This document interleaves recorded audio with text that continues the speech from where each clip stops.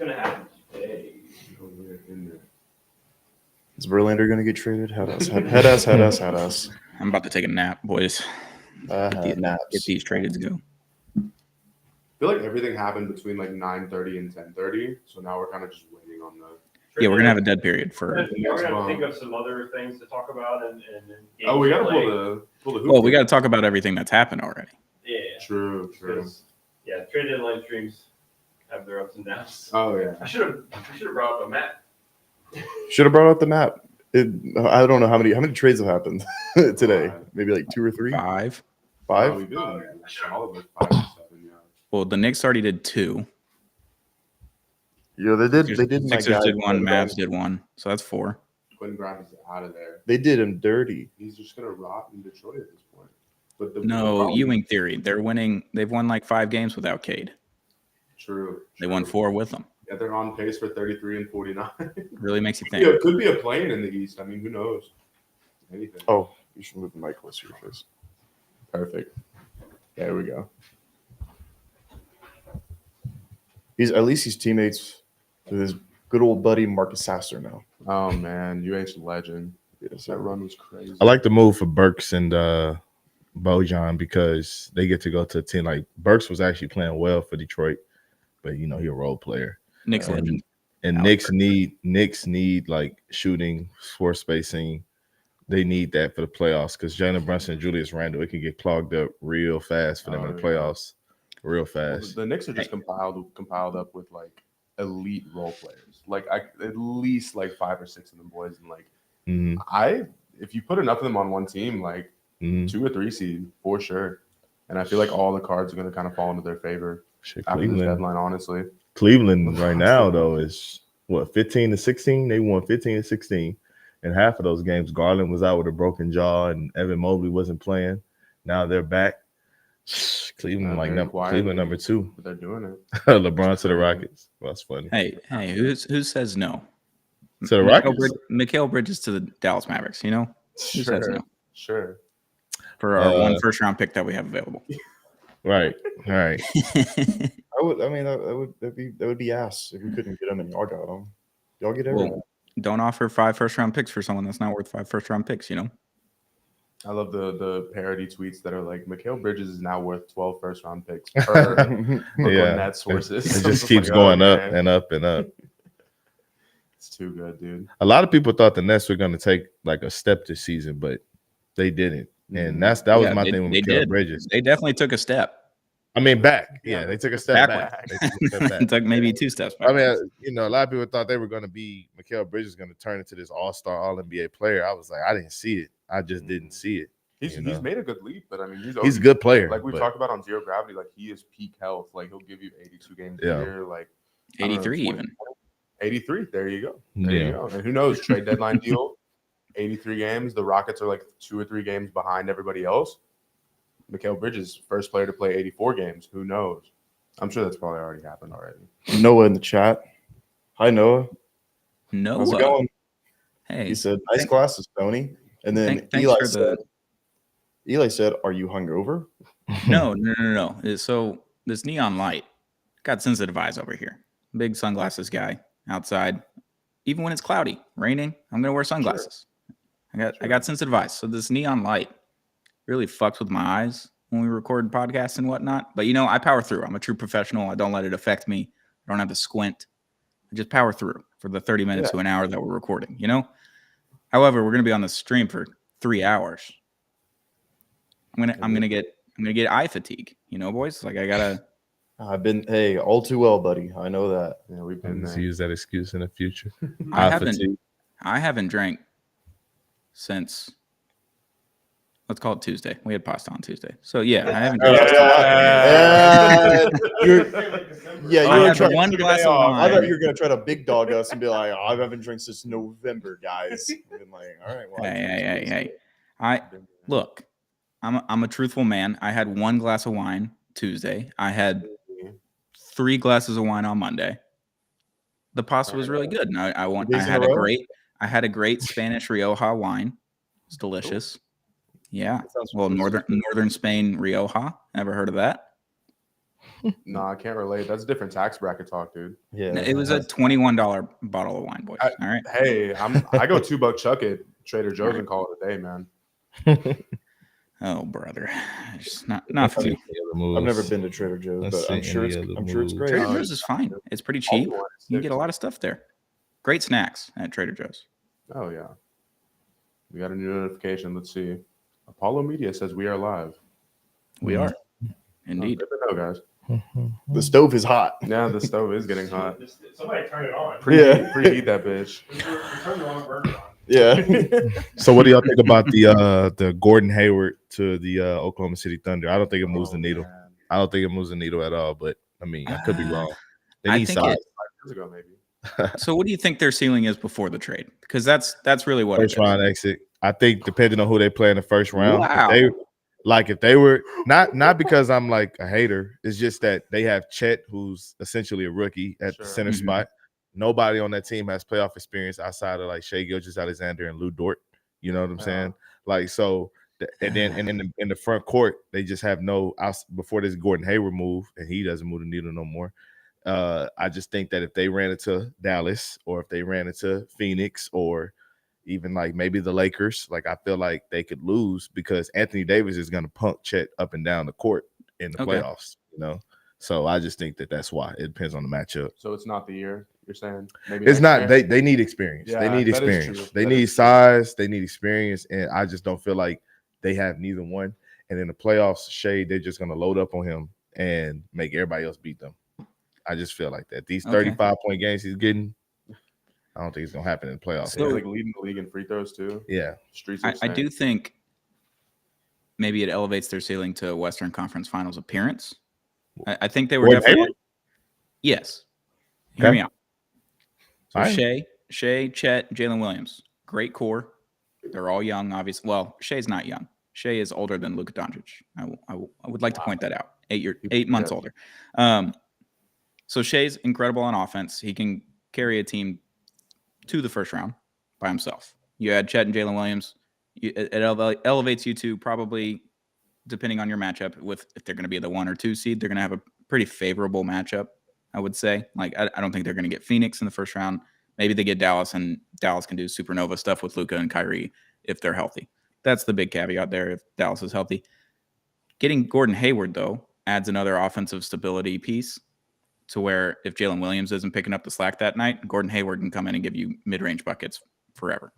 Spot up 3. It spaces the floor out a little bit. Their offensive ceiling goes a little bit higher.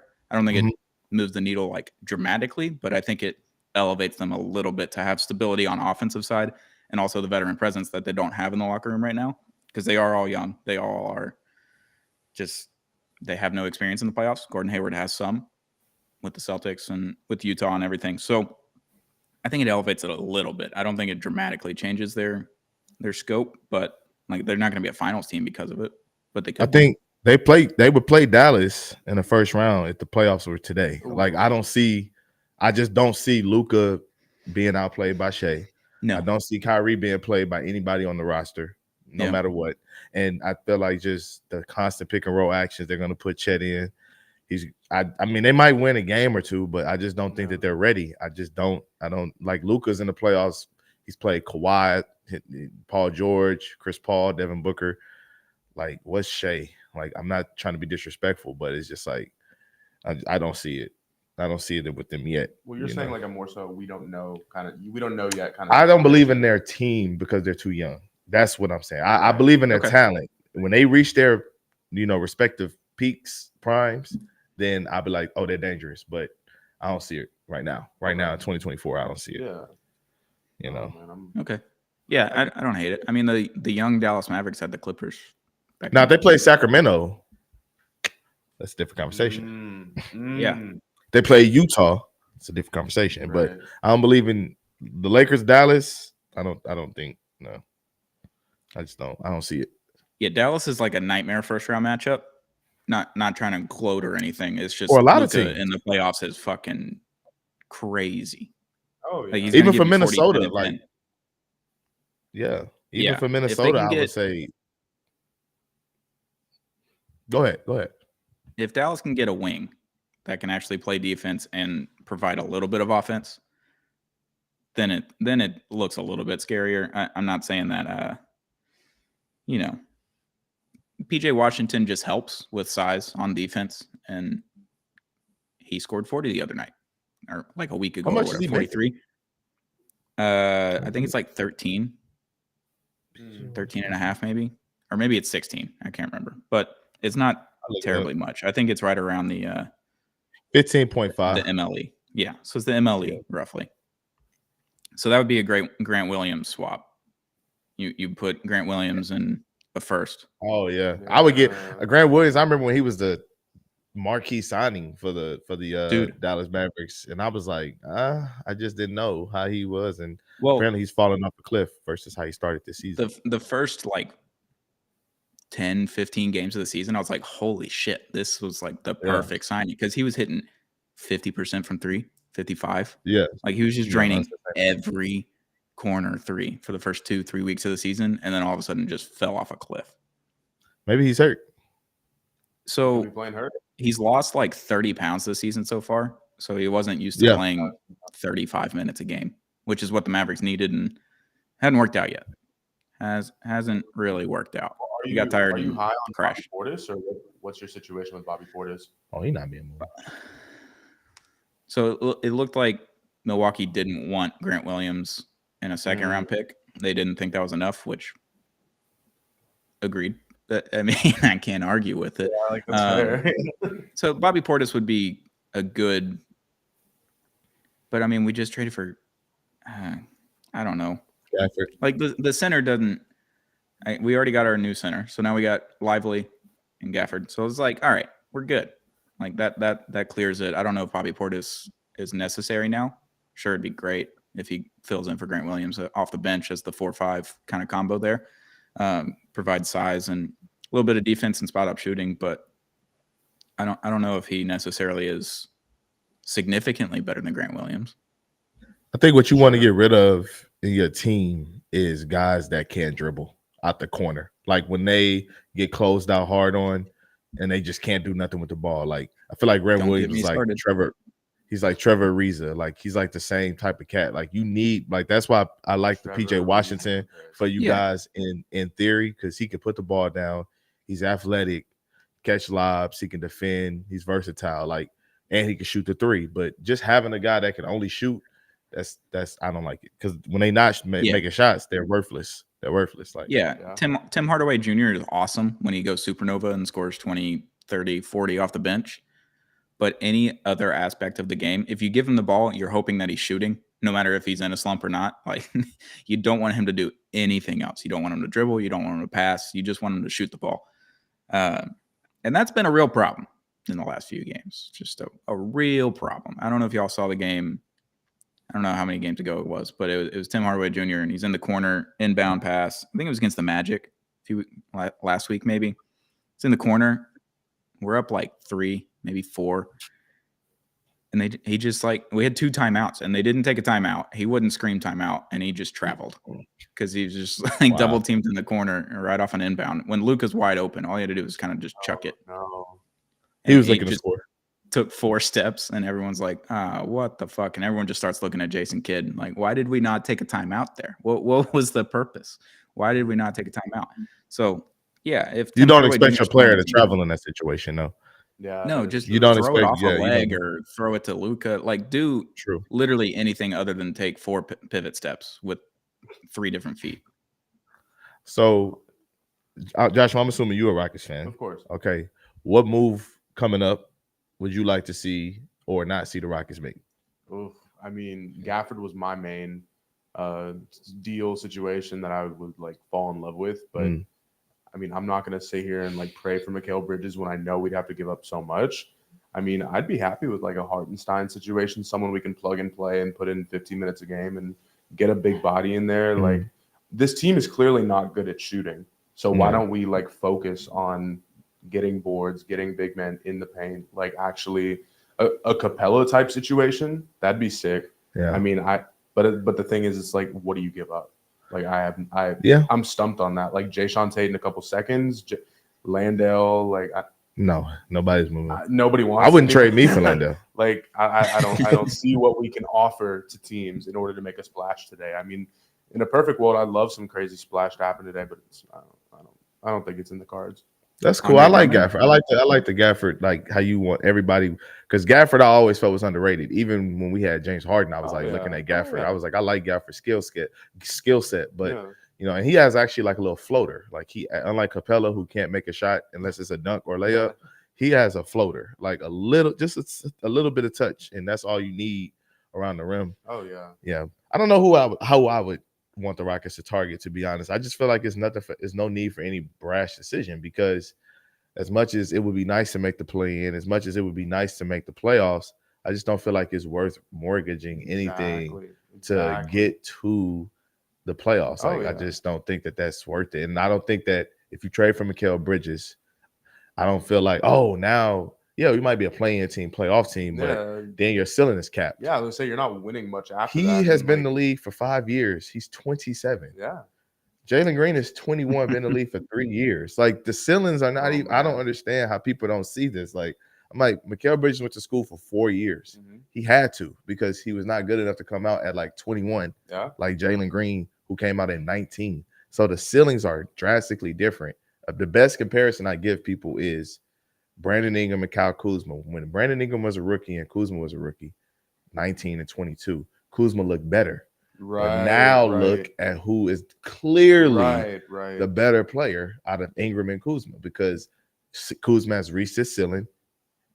Ingram still has time to get better and better and better and better. Exactly. Like, that's the same as giving up. Like, I've given Jalen Green a lot of shit this year, just like I think we all have. Oh yeah, of course. But being 21 years old, like, Stone, you even made a joke. You said you guys are saying year 3 Jalen Green, like, it's 2024. Like, we got to wrap this up. But there is some truth to that. Like, yeah, I mean, it's going to take time for a guy like that to develop. But I mean, it's been a slow, steady.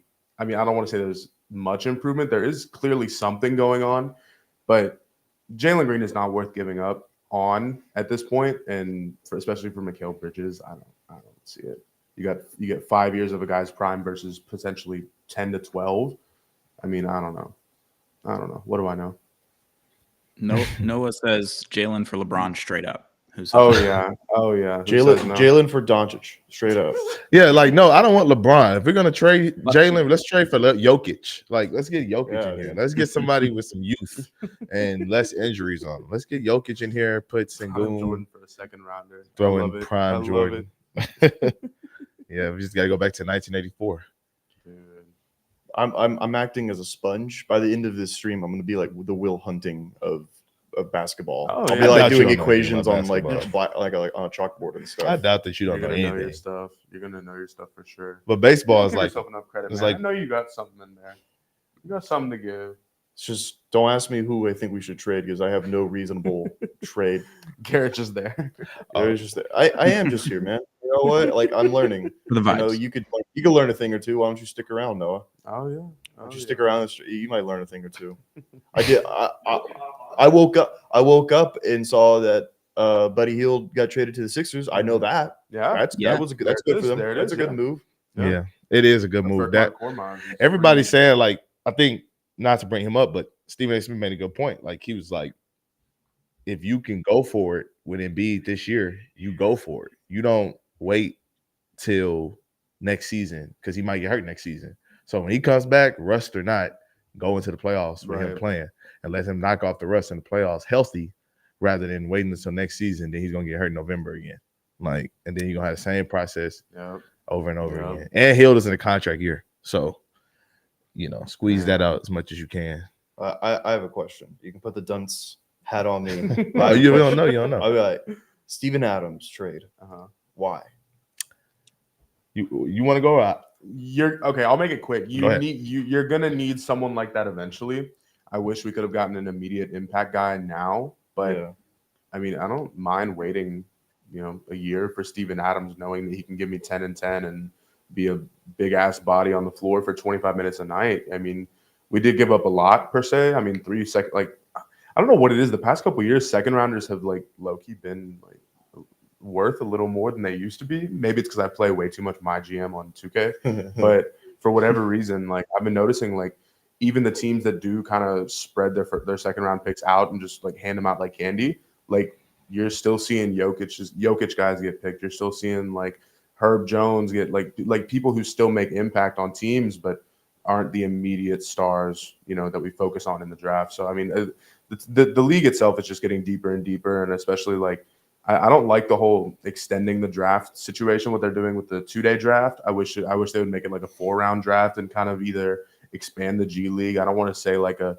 single A, double A, triple A situation, but like there should be a better way to maneuver around the quote unquote minor leagues of the NBA.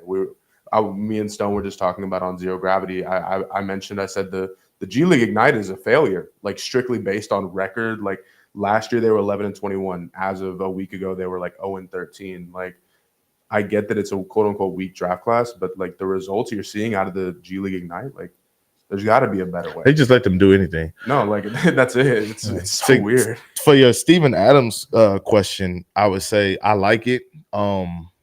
I listened to a lot of podcasts last season when he was with Memphis, and when he had got hurt initially, they were mentioning like how Memphis had like the best half court offense or like offense, and then he led the league in like offensive rebounding percentage and stuff like that. Like he was essential to what Memphis wanted to do in the front court, in the half court. And when he was missing from the LA series, that's how I kind of knew LA was going to win, because they were missing Steven Adams, and he doesn't put up the all-star numbers that people like, but he has a interior presence about him. And I think he brings toughness to your team.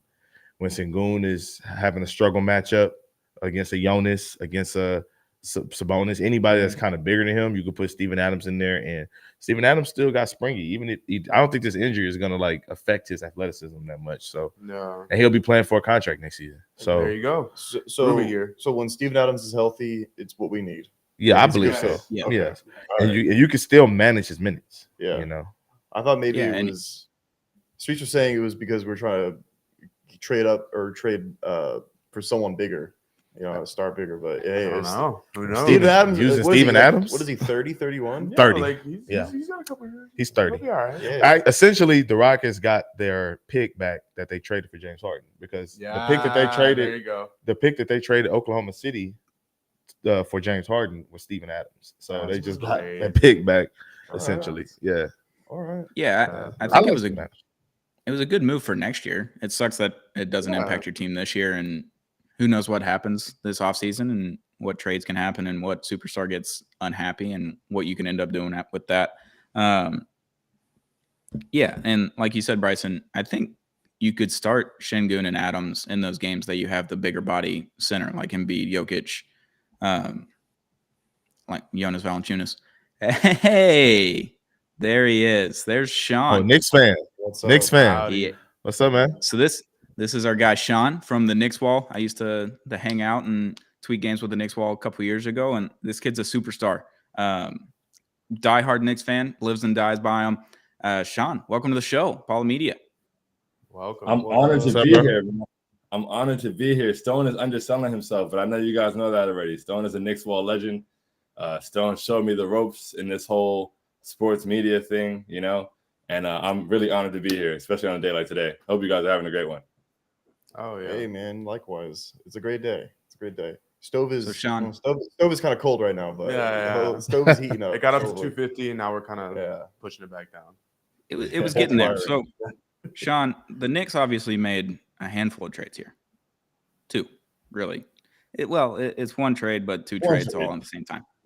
One trade, but it was two trades. It came out twice, So the Knicks are receiving Bojan Bogdanovic and Alec Burks. Alec Burks, Knicks legend already. Back home in MSG. They sent out Quentin Grimes, Malachi Flynn, Evan Fournier off your team, finally. A guy that I can't pronounce his name, and 2 second-round picks. How we feeling? Bro, I feel wonderful. I mean, there's so many different reasons to feel great. First off, as you said, and most importantly, Evan Fournier is off my basketball team, man. Yes, sir. Yes, sir. Oh, my goodness. I can't stand Evan Fournier. He's up there on that list with me. Andre Bargnani, Alfred Payton, Evan Fournier, man. Can't stand those guys. What about Emmanuel Poutier? It wasn't Moutier's fault. It wasn't. I didn't dislike Moutier. I just disliked the time that he was here during. That's fair. Fizdale got there and said he was going to get him right. What was he supposed to do? But we got a lot stronger. When I first saw the trade, as you said, it was released in 2 parts. So it said Alec Burks, and it said that we gave up Quentin Grimes. And I was just like, damn, like, did we have to give up Quentin Grimes to get Alec Burks? I didn't feel too great about it. I like Quentin Grimes, The RJ and Emmanuel Quickly trade at the end of the calendar year really helped to like desensitize me from like trading the youth. Like I was really big on, I'm an RJ stan, I'm an Emmanuel Quickly stan. I love Quentin Grimes. I'm also a Quentin Grimes stan. But once they got traded, I came to terms with, okay, like we're now in like a win now kind of window. We've clearly moved on from like developing talent and things like that. So like there's probably more coming and somebody else is probably going to go. So I prepared myself for that. But when it was just Alec Burks, I was like, I don't feel like we had to do that. I was like, I trust Leon. That's like my thing. I really trust Leon Rose. I love Leon Rose. But I was just like, I don't really get this. This doesn't make a lot of sense to me. Then the second notification comes in that we also got Bogey. And I was like, oh, yeah, nah, say less. I feel like now, our starting lineup is amazing when healthy, of course. And honestly, even when not healthy, as long as Jalen Brunson's playing. But our starting lineup is amazing. We had a solid bench before, but I feel like once we traded Quick, our bench struggled to find like consistency scoring wise. So I think that was like the one hole we had. It was like, wow, we're a really good team. We can make like an Eastern Conference Finals run, but we need to bolster the bench scoring and get consistency from the guys on the bench. And I feel like now we've made sure that we'll have consistent bench scoring and a lot of it. We have a lot of bench scoring. We have a lot of shooting. I don't think, like, honestly, I think you'd be hard pressed to find a weakness on this Knicks team. I think even the most like, the biggest Knicks hater, the most pessimistic Knicks fan, whatever you want to say, it's kind of tough to tell me what this team's weakness is. We have the shooting, we have the defense, we have the depth. Like we have it all. We have it all. So I already felt like we could make a finals run, but now I'm like, hey man, like my next acquisition that I'm looking forward to is Larry O'Brien. Hey, Sean, I like that, man. I was gonna ask you. So last season versus the Miami Heat in the playoffs, it seemed like the Knicks had a lot of like spatial issues, in terms of like 3-point shooting and stuff like that, opening up the paint to get in there. What do you think with the additions of Burks, with the additions of Bojan, all that, and then you got Anunoby now? Do you see those same problems happening? And what happens like in a series, hypothetically, you play the Knicks? How do you feel y'all match up against the Knicks? I don't want to put the Bucks in there because I don't see them as contenders like that. But what about like, how do y'all match up against the Knicks, you feel? How we match up against the Heat? No, the Celtics. I'm sorry, the Celtics. Okay, how does the Knicks match up against the Celtics? Sorry. So you're definitely right. Last season, Quentin Grimes had a shoulder injury during the playoffs, and Tibbs subbed Josh Hart into the starting lineup. And then when Quentin Grimes got back, he still let Josh Hart, and the Heat were aware of that. And so they were like, okay, you have Josh Hart and you have RJ Barrett in the corners. We're just gonna let you shoot. Like we're gonna let you shoot. We're gonna kick it out. Josh Hart didn't want to shoot. It was really, really hard to watch. I was like, bro, at least put Quentin Grimes out there because even if he doesn't hit the shot, they at least have to respect the shot. So now the driving lanes were taken away. So not only did it hurt our shooting, but like it made everything else more difficult. Between Dante DiVincenzo, who in the past 4 games has shot 16 threes, like in the past, he's shot 16 threes like 4 games in a row. He's shooting like 44% from 3. OG Anunoby being the shooter that he is, and now having the bench depth of Bogey and Alec Burks, we have plenty of shooting. I don't see us running into that issue again. Even seeing since we've gotten Tibbs and just in general, like we've struggled with zones so much, and like this season it's like night and day. Like we used to we'd play so well. We'd have like a 15-point lead, be on a crazy run, and the team would go to zone, and it was like our controller battery died. It was wild. Like we couldn't do anything. And now we're responding very well to zone. So as far as the Celtics, I said last year I think the Celtics are food.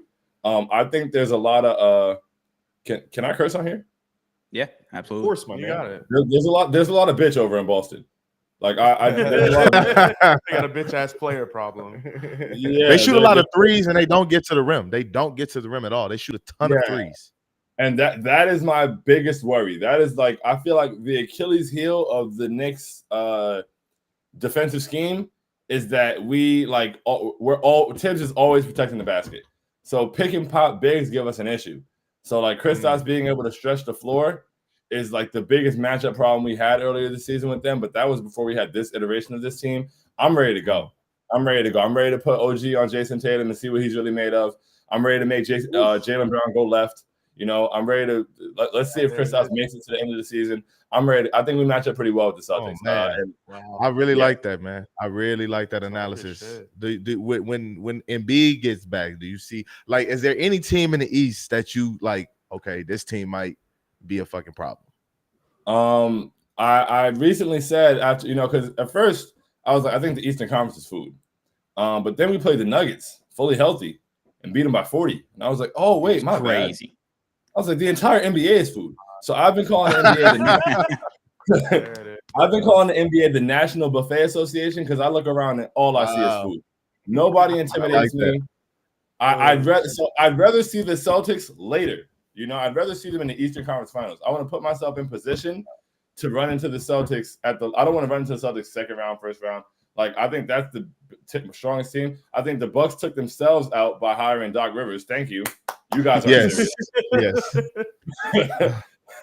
So yeah, I mean, I look at these. I mean, you gotta respect Miami because one, they beat us, and two, they just always kind of find a way in the playoffs. But I don't think they're that good. And I intend to sweep them during the regular season, and I really can't wait. So yeah, when you ask about the East, honestly, I think when Embiid gets back, if Embiid gets back, honestly, I think he's that knee issue is a real thing. And we beat them by 36 with him healthy. I think Tibbs does a really good job scheming against centers. So it's when we play both the Nuggets and the Sixers, Joel Embiid and Jokic both went for 30 and 10, but they both got beaten by 30. We let nothing else happen. The rest of the team doesn't get off around. I like that, man. I like that. You have given me an insight on the Knicks. Personally, I didn't see. I like the way that you talk. I like the confidence you have. I'm ready to see it now. I'm not a Knicks hater. They haven't been good. I want to see them do good. I was going for them last year. I wanted them to beat Miami. I was kind of disappointed. You know what I'm saying? But this year is different. Y'all got shooting now. You know what I'm saying? Randall gonna come back healthy off the shoulder injury. Jalen Brunson has taken this game to even another level. He should be starting over Damian Lillard. I voted every day. I did my part, but hey, there's millions of other people. But it is what it is. But hey, let's see what the Knicks do when it comes to the playoffs, man. Maybe y'all see the Rockets in the finals. Yeah. Oh, that was unnecessary. I'm sorry. I wasn't ready for that. I'm sorry. I like the Rockets. Not this year, but I like y'all though. I like. Yeah, no. We don't got the goods this year. Yeah. But I like the way that you guys did a thing that a lot of young teams don't do. You had a lot of youth, and y'all were over there just bullshitting, and you were like, let's bring some adults in the room so that we can create a positive environment for these guys to grow under. That's a big difference. I was talking to Knicks fans about that recently. It's we have Deuce McBride, who somehow ended up being the young player that outlasted all the other young players we had. Nobody would have thought that was going to happen. But he's in his third year. He's a really good defender. He's knocking down his jumper now. And it's just we had Frank Ntilikina a couple years ago, and people were killing him. And I was just the difference is that Frank Ntilikina was drafted into a situation where they were hey, go be the savior point guard of the franchise. And Deuce McBride was drafted into a situation where it was hey, develop at your pace, play in the G League, whatever, and be a guy who contributes to a winning team off the bench. That matters. When you provide a good environment for guys, you end up with better. I don't think that the Knicks did a terrible job at just drafting players. I don't think that every player the Knicks drafted was terrible. I think that we were a terrible situation, and so we weren't we didn't have good soil for guys to grow in. So I like what Houston's done. Okay. Any other trades has happened? I haven't got any notice. It's been 23 minutes since the last Woj tweet. Sean, I think you did a really good job of explaining non-Knicks fans what the Knicks really are. So Tibbs was a defensive-minded coach. It's a grit and grind kind of type of deal up in New York. It's defense first, offense second. I think y'all have done an incredible job of adding to the team where you needed to add without overspending, without taking away aspects of the team that make the Knicks who they are. So you keep Julius Randle, you keep Jalen Brunson. Mitchell Robinson just started working out, and I think he's going to get close to being cleared for basketball activities here in the next week or two, probably. So you got your center coming back. Randall's out for a few weeks, but hopefully he comes back non-shooting shoulder. So you got that. Brunson obviously tweaked his ankle, but the Villanova vibes of the Knicks make them who they are. And then you just added spacing and bench scoring, which fills all of your holes, essentially. I think this Knicks team, I said it I don't know, Josh, if it was October or November, but I said this Knicks team could absolutely make the finals. And I called it out there, but they just had. So in today's NBA, you need 2 stars and a whole lot of depth in order to win. That's what Yes, you do. that's what the Nuggets have. I think the Knicks just did that. I think they just added all the depth that they needed. I think they can stand pat now, unless they have a crazy LeBron trade that they can make. Like outside of that, the Knicks are like the perfect quintessential playoff team because they play defense already. And if you play defense well, obviously you have a better shot. But then they just added the offense, which is absolutely what you need in today's NBA. Oh yeah. Yeah. I will say one thing, Stone, about the Nuggets, though. I know a lot of people don't see it this way, but I do. Lottery pick Jamal Murray, lottery pick Michael Porter Jr., lottery pick Aaron Gordon. Like Jokic technically is a lottery pick. I think he fell to the second round only because they didn't know if he was coming to the NBA as quickly as he was. Because he got drafted in 2014, didn't play until 2015, 2016. So he came over a year after he was drafted. So they have talent. Like even though they have lottery players and role players positions. Like that's I think is the key to their actual success. You know what I'm saying? When you got just Jabari Smith Jr. playing a 3-and-D role, like it's like, oh, he is a number 3 overall pick. So your role player, who's actually a 24th overall pick, Jabari is better than just off of pure, physical traits of why he got drafted and where he got drafted to. Right. That's one thing I will say, because in the 2018 draft, Michael Porter, I believe, would have went 1 if it wasn't for all the injury shit. If it wasn't for all the injury stuff, he was projected to go 1, and that was in the draft that had Luka, Trae Young, Ayton, Shea, he was supposed to go 1 that year, but he just was hurt. That Missouri situation, dude. Yeah, yeah. Sean, I know you've got another show at 12. So what trades are you looking for? What teams do you think need to make a move? Who are they targeting? What's your big trade deadline wish as an NBA fan? What Woj bomb, what Shams bomb do you want to see before 2 p.m. Central Time? You know what's crazy? The Knicks becoming good has really warped my perception of the rest of the NBA. Like I used to be like, I used to be super excited for trade deadline day. Like what's going to happen? I used to be excited for, like, somebody was like, oh, I'd like to see this guy win a ring. I wouldn't like to see anybody win a ring. I'm not going to lie. Until the Knicks are out, I don't want to see anybody's story or legacy be built. I don't care. If you're not Jalen Brunson or one of Jalen Brunson's friends, I don't care for you. But if I'm taking that hat off, I saw Philly go get Buddy Hield. I mean, like, I guess, that doesn't stop. That doesn't heal. Buddy's not going to heal Joel Embiid's knee. So good luck. I feel like the West is really interesting right now. A lot of talk about DeJounte Murray. I feel like he has to be traded just with all the talk that's happened. So I'd like to see, it's less about what teams make a move and just there's only a couple guys who are out there. There's normally a surprise side swipe thing that happens, but who's gonna go get the chips that are out there? 1, so they can add it to their own stockpile, but 2, so they can keep someone else from doing it. I think that's a huge part of trades as well. Not only did we get this guy, but we made it. So, I remember when the Celtics got Drew Holiday, I was so upset. When they got rid of Marcus Smart, I was like, cool. They lost part of their identity. Then Drew Holiday was up for sale, and I was like, yo, anybody but the Celtics, please. And he went to the Celtics, and now that made them a stronger team. So I feel like there's going to be a move like that. Somebody's going to get DeJounte, and it's going to make their team a lot better. And I feel like it's not going to cost as much because the Hawks have been trying to sell DeJounte for 3 months and haven't pulled it off yet. So I feel like they're going to get to that point where all right, who's got a first-round pick for us? And I think that'll really be able to – somebody's got to separate themselves from the pack in the West. I think the Suns are kind of bogus. To have as many stars as they have, I just don't think they have it. I'm not afraid of them. The Clippers seem like they're actually for real this time, and I hesitate to say that because I feel like we say it every year. The Clippers, this might be the year for the Clippers. They might be for real this time. But, Kawhi's out there actually playing games on a nightly basis, he's trying to prove a point. So I hope that they're able to stay healthy. That's my thing. I just want health. I want the best teams to play the best teams. I hate getting to the playoffs and seeing Marcus Morris starting and, come on. No disrespect to Marcus Morris, by the way. A little bit. Just a little bit of disrespect. It's fine. He won't come for me. He won't know who I am. The West is tough because there's trades to be had, but there's also a lot of teams in the West don't have assets. The Suns, the Mavericks, the Lakers don't have assets. no one has anything to trade. So that's what makes it even more interesting. Like, what team is actually just going to give up on their players and their team that are needing to tank and they're refusing to tank because they have decent players that win them a handful of games? Or in the West, you need to win, but you have nothing to go get. Like, you have nothing to trade to go get a piece in. Like, the Knicks have 8 first-round picks still that they can trade.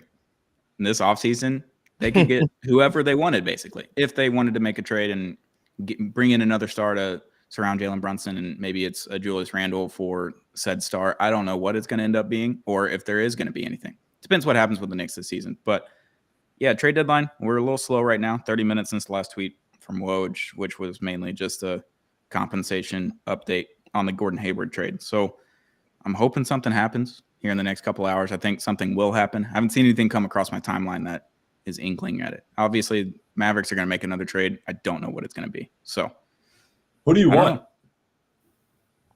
A wing. Who- Like any wing that can just space and play defense And dribble. Would you want Dante Murray? with length. No. It's like, how much does he actually evolve the ceiling, and then you got to pay him, which Dallas Mavericks don't have any money. So I don't know. You'd have to trade. Oh, He'll do it for free. the Isn't he- Raptors didn't he are sign an trading extension? Dennis Schroeder to the Nets Oh. for Spencer Dinwiddie. Oh, They having a mid Yeah. off over there. Dinwiddie was on his way out. No, for sure. No, Spencer was not happy there, man. Then he's getting paid No, in he's Bitcoin. That doesn't exist anymore. Oh yeah, And it doesn't exist anymore. God, So dude. he's Mhm. playing for free, essentially. Oh, it's around. No, I'm not going to. They said Spencer Dinwiddie was on Oh, strike. That's the funniest shit I've ever seen about an NBA. God, dude. Yeah, and it didn't seem like Schroeder wanted to be in Toronto either. He Yeah, could have just I signed think the $80 once million they- deal from the Lakers. I mean, the rebuild itself, whatever they're trying to do in Toronto, I said in the group chat today, they're trying to beat the lottery allegations, but they're not doing it. So it's really interesting to see like what's going to end up happening with that squad, given like a full season with RJ, quickly Scotty Barnes. I even said it on Zero Gravity, like the at least before the Anunoby trade, like the Raptors have a team, like a starting 5 of like 5 Harrison Barnes, essentially like decent, pretty solid players, but not like enough to get you by. So it's going to be really interesting to see the Raptors next season. I'm thinking 40-42, best possible The result. Raptors? Next year, maybe like Oh, man. best possible result. Okay, you said best possible. Best possible Okay, result. okay. Let me make myself clear. 40. I was like, 40 wins? Shit, I think the Houston got more talent than that, and they ain't got 40 wins. Yeah. I don't think Five we Harrison Barnes is hilarious. Playing in a harder conference, though, with the Really, Rockets. I mean, Harrison the East Barnes. is, That's as Sean put it, food. The East Yeah. is Yeah, food. It's the National Buffet Association. Yeah, that was a fun. banger. That That was was a fun. banger for sure. Salute, Golden salute. Corral over here, the East. Golden Corral. Yeah, Golden with the Corral. Raptors, what do we think about Scotty Barnes getting an all-star position? I didn't like that. That's kind of weird. That was definitely weird. But Let when him they played the Rockets, he was kind of balling. Even though they was getting blown out, yeah. he was dunking. I was like, oh shit, I didn't know Scotty Scotty Barnes Barnes got it, was dude. really doing all He this. got it. That offensively. Yeah. Defensively, I knew he had it, but offensively, I didn't know he was doing all he was doing. That's kind of weird though. I think somebody else, is kind of more deserving. I don't know who though. I'll have to look. Yeah, I mean, I was gonna Off the say, top of my like, head, I don't did really know. Trae Young end up getting a Yes, he's in now. Yeah. Julius Took him long Randle enough, is out. 27 points a game on a mid-ass team? They finally gave him the participation trophy he wanted, dude. It's fucked up. He's been begging. He's been begging. I mean, Luka doing the same thing. Hey, Luka's got a resume though. Trae Young's got what, 40 wins a year? Same For the thing as past, like, Luka. 5 years? Both got a conference. Both got a conference Yeah. finals appearance. That's Oh, it. Damn, you might be right. That's just it. I don't That's like to it. think about that. You No, know, I I don't kind want to of have beef with the Mavs. Yeah, I think I it was also- very nasty. I think it was very nasty what I did last year, so you can keep a draft pick. It was very, You very take it easy. You're That was going to disgusting. get it It this was summer, disgusting. and you're going to like it. All right. It was disgusting. That was It was nasty. disgusting. That was. God, And you On know what the best Slovenia part night, is? they played Luka like 5 minutes and then sat him. That was crazy. oh my That was That was wild. That was like wasn't that the Real Madrid preseason game? Because he was No. hurt? It was like Slovenian night that they were doing for Luka, and Yeah. he played. They didn't want to DNP him, so he played. I think like the first quarter or half the first, and then they sat him for the rest of the game. No, we lost that That game. was like it was against Boston, and Boston got every call imaginable. Like Grant Williams got tackled by Jason Tatum at halftime, and they didn't call flagrant. They didn't call foul. Like he shot a half-court shot, and Jason Tatum literally flew in and tackled him, and they didn't call a foul. Luka played that whole game, and we just got Talking about fucking last killed year? by the Celtics. Oh, I was talking about this year. last season. End of last season. Oh, last I was talking about last season. But Luka Yeah. was hurt. He's still hurt. His quad is all fucked up. I believe he that didn't. actually. He didn't do anything for like 2 months this offseason. Just nothing but therapy. Like he didn't work out. He didn't shoot a basketball. Nothing for like 2 months because of his quad. So no Olympics. That's good. Is Slovenia even going to make the Olympics? That's Mm-hmm. that's what you got to really look at. Dude. I don't think they're good enough.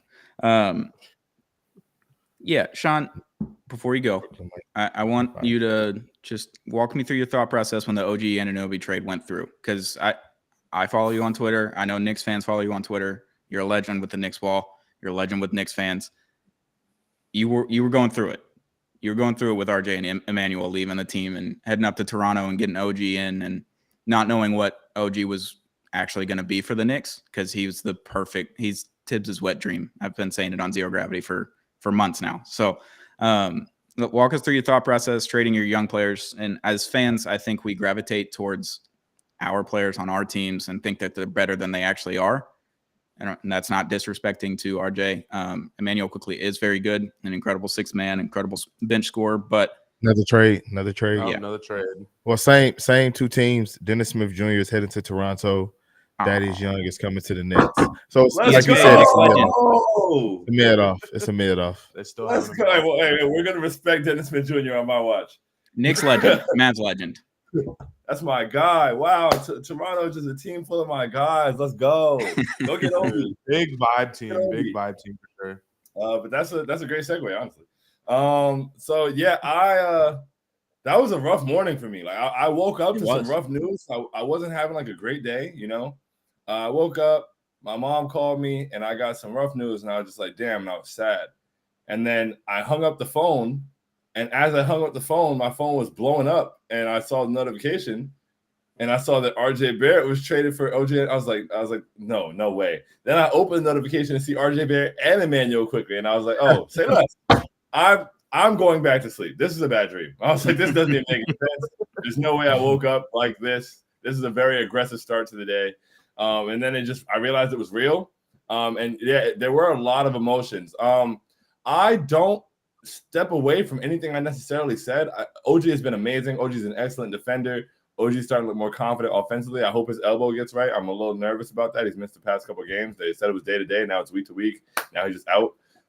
So I hope that gets right. But I mean, I didn't think we'd be a good team after the trade. I just was very, as a fan, you get emotional. And for me personally, especially like the reason I'm talking to you guys right now is RJ Barrett.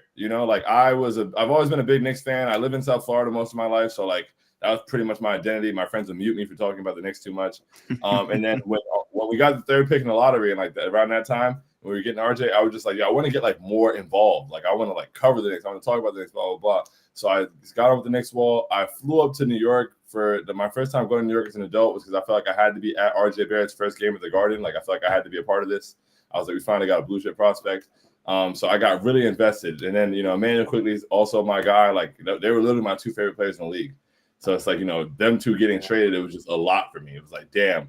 And I also have like very high hopes for them. I have a lot of belief in them. I have a lot of belief in what they can be, what they will be, what they are right now. RJ is shooting 62% of the rim since getting to Toronto. He scored 20 points in 10 of 14 games. Raptors fans love him.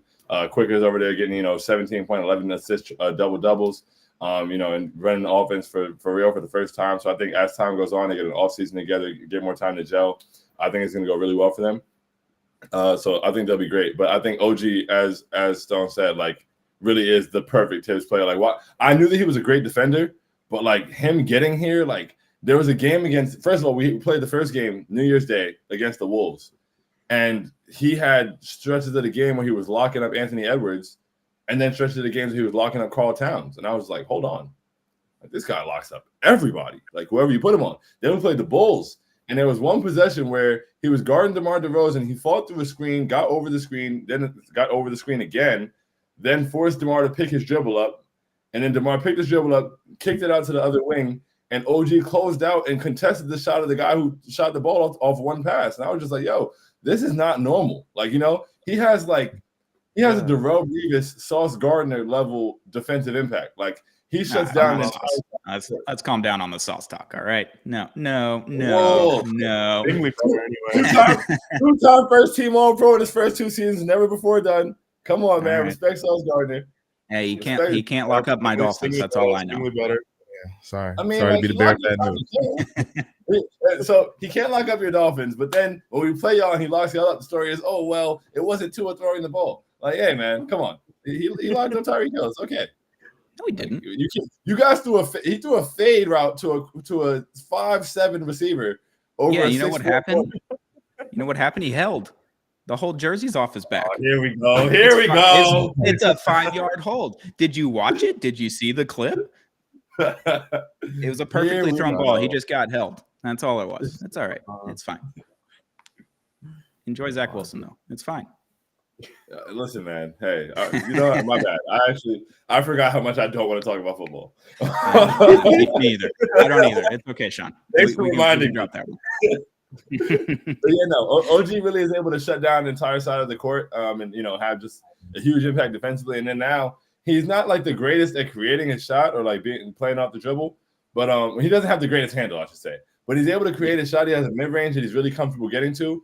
And like he's really strong, so he's able to just kind of like give a shoulder nudge at the end of the dribble and step back and create that space and get that shot up. It's a line drive, but somehow it goes in. So I just need him to be healthy. That's my only issue with OG right now. Just please be okay.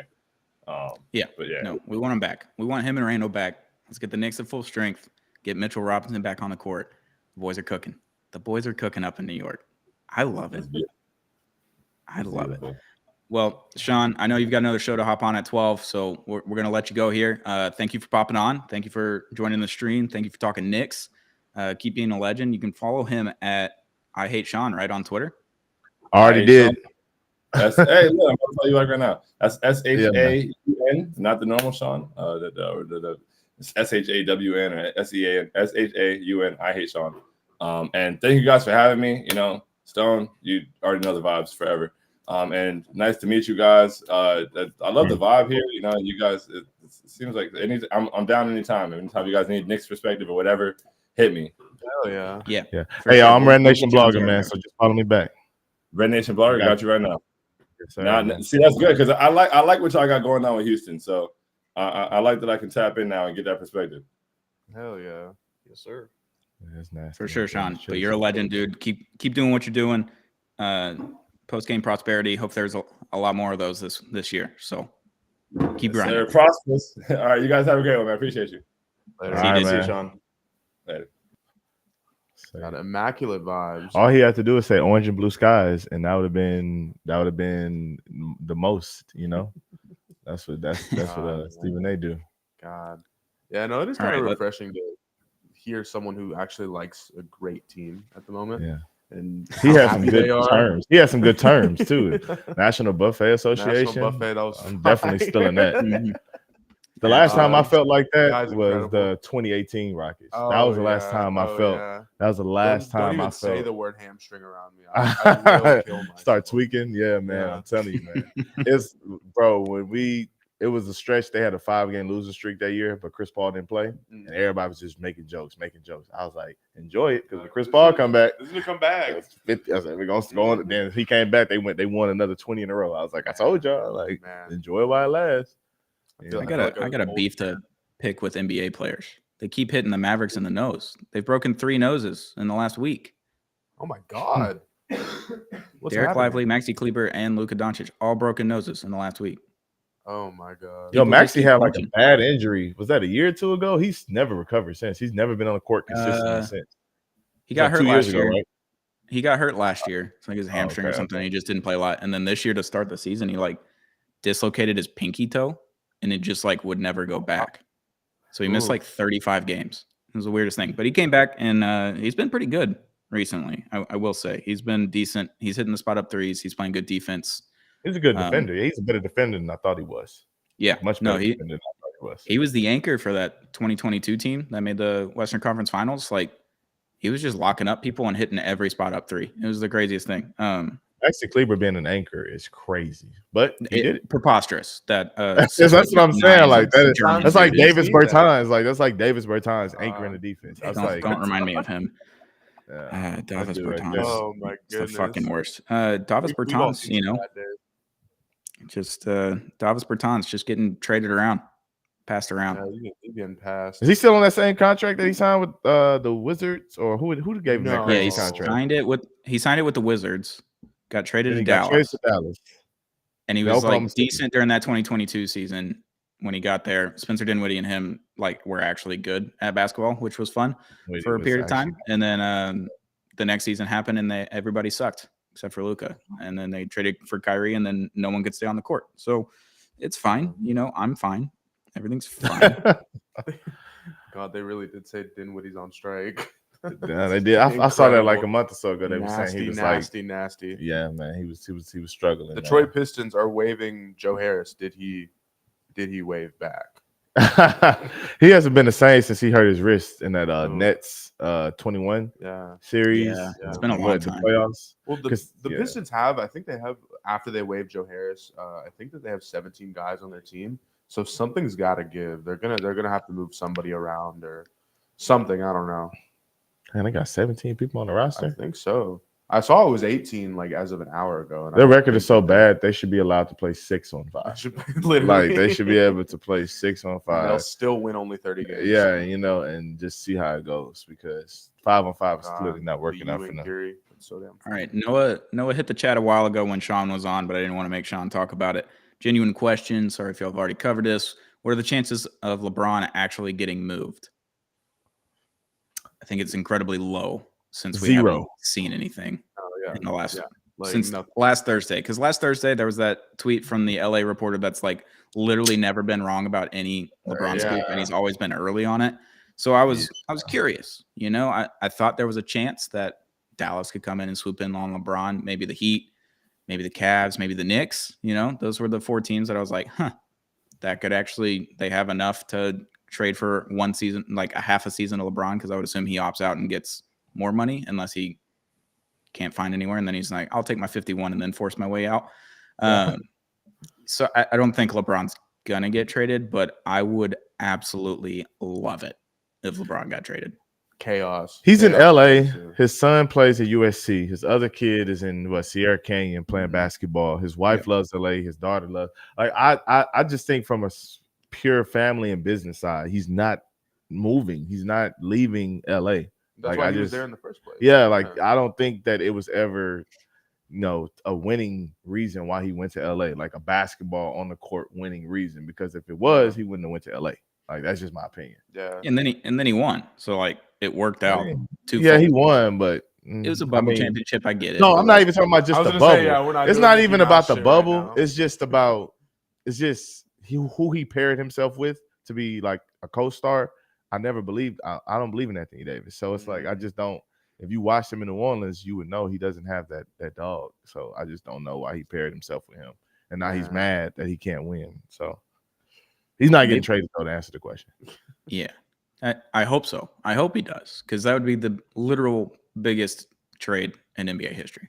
Oh, like by far. Ham would get fired before. I'm LeBron surprised he gets hasn't traded. been fired, Yeah, Which- like that's my thing. Yeah. which gives me more hope that LeBron could be traded. Okay. Or they waive him. Oh my God. Waiving LeBron James would be Yeah, the that's craziest thing of all time. Crazy sentence. That's crazy sentence. No, for sure. Yeah. For sure. Well, it makes you wonder, like, what would like your ideal haul for LeBron look like? I'm not, no disrespect, Stone. The Mavericks have nothing. I Oh, would, no, I would if absolutely they called me, I would. I'm not Especially like, now. unless Luka's coming, like, then no. Yeah. But then that's not happening. I don't see maybe the Knicks because they have 8 first-round picks, 8 second-round Yeah. picks. That's Like, what I'm that's the saying. only It's got to be like a team- Herschel Walker type situation. Yeah, that's the We only mentioned on team Zero that really Gravity. makes sense. Yeah. I mean, or some like fringe contender that's right there, but Mhm. like they can't. The Oklahoma City they have the picks. They have Yeah, 30 something 36, picks, yeah. 30 something Yeah, they second have round picks. 21 second round picks. Yeah, that's what I'm saying. Crazy. Like Could Yeah. 21 second rounders be the deciding price? on J LeBron Dub, James? J Will, all those picks. Yeah. LeBron. Is there a max of picks, like a maximum amount of Yeah, picks I you don't can know. have in a Second trade? round, I'm not sure, but first round you cannot trade back to back. So you can't The trade stipend rule. 24, 25. And you can only first round. trade up Be a to 2K Max, yeah. 29 right now. Yeah, they can maybe only it's 2030. trade the 2029 first round pick because Mm. they've gotten rid of 25, 27. You know what I'm saying? They got rid Yeah. of the other ones. Okay. Yeah, you So, can only trade every other year, and then you do first round pick swaps. So the Swap. worst pick goes to the team receiving the pick, essentially. yeah. So the Knicks have 8 available first round picks plus swaps. The Oklahoma City Thunder probably have 13 first round picks or something like that, plus pick swaps. That's kind of what everyone does now. So it's really when someone's trading 5 first round picks, it's really 3 first round picks and 2 swaps is typically what's been Yeah. happening. But what I like a LeBron trade, realistically, you're looking at a 39-year-old superstar who is still performing at an incredibly high level. Even what is he, 24, 25, 7-7? Like he's still the fucking guy. He's not going to put up 27, 7-7 every night.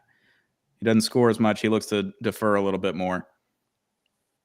Like, why would you trade more than 2 first-round picks for LeBron?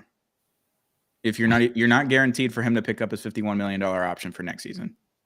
And it's a player option, so it's not a team or a mutual option. Like, I think it makes, if you're a team, I don't think they have the assets anymore, but if you're a team like Minnesota, if you're a team like Oklahoma City, why not? Like, I would do it because assuming that it was real, because if you can get him and win a championship, then even if he leaves like a Kawhi Toronto situation, you won a championship, and that's the number one goal. You know what I'm saying? So, you know, you deplete some assets, but you get LeBron for a season, Yeah. and then you win. Hopefully, you win a championship, and then that changes things. Because Shea, LeBron, and Chet is a hell of a trio. Hell of a trio. imagine- let's go. Okay, what What happened? just happened? Charlotte is trading PJ Washington to the Dallas Mavericks for Grant Williams, Seth Curry, and a first-round pick. You did it. Hey, you did it. You manifested Wow. it. Stone, You is that who- manifested it. That was Stone, good. Is that who Let's you wanted? go.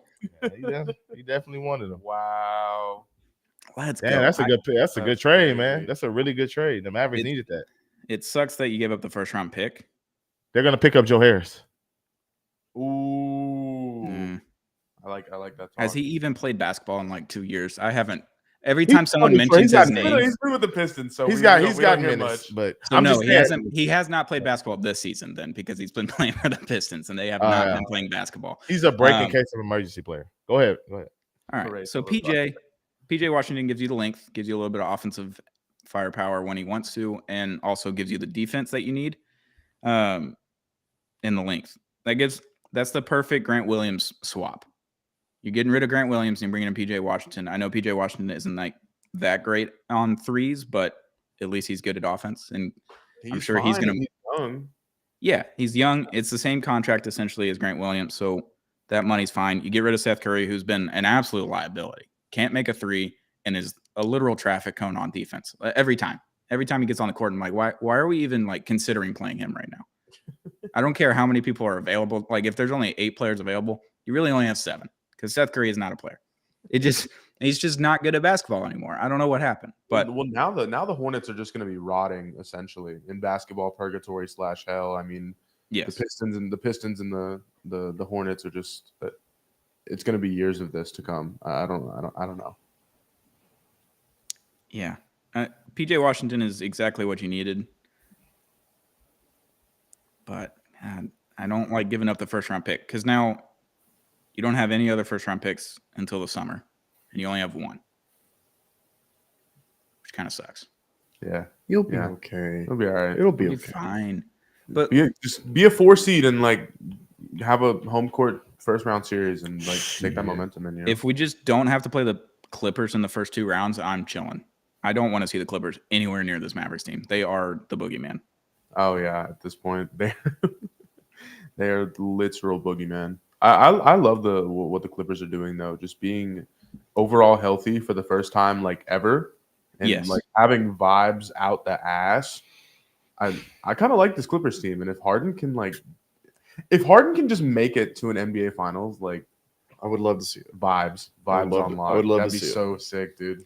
Ooh, You know what I didn't realize with this?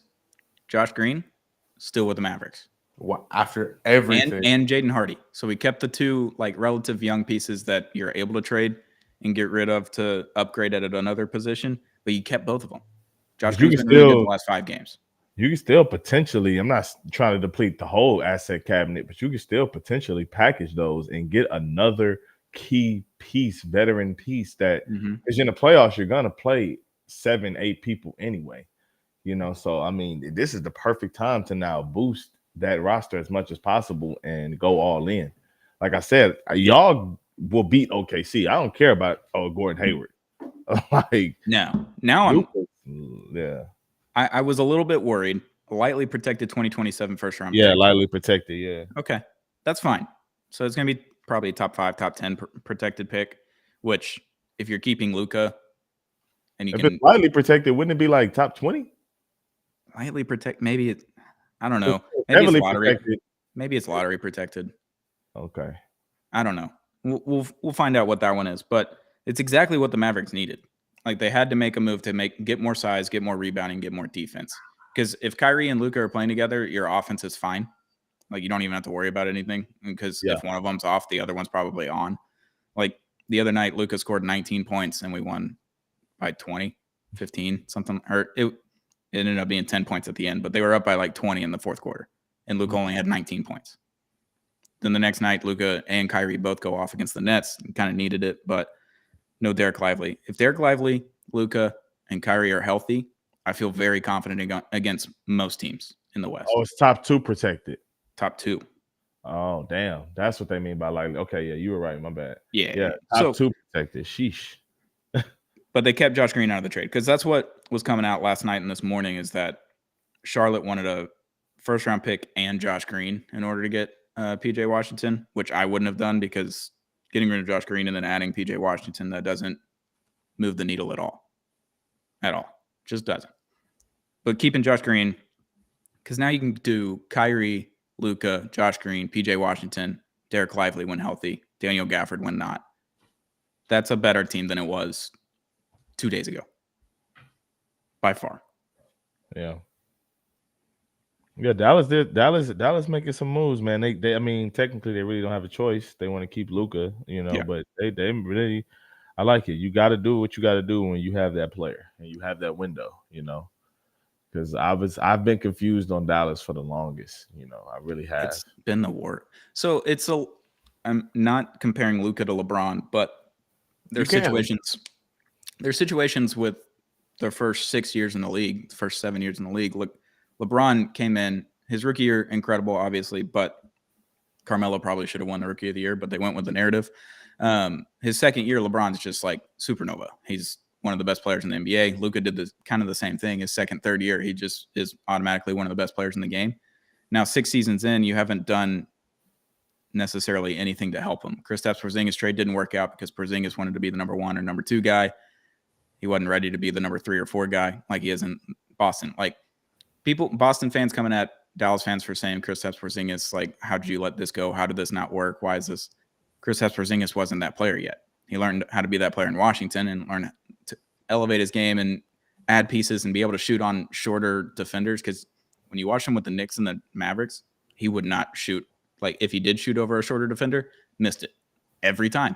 But now he's in the corner. He can post up. He can shoot the mid-range. He attacks smaller defenders. Like, he's been very good with Boston, but he wasn't the same player.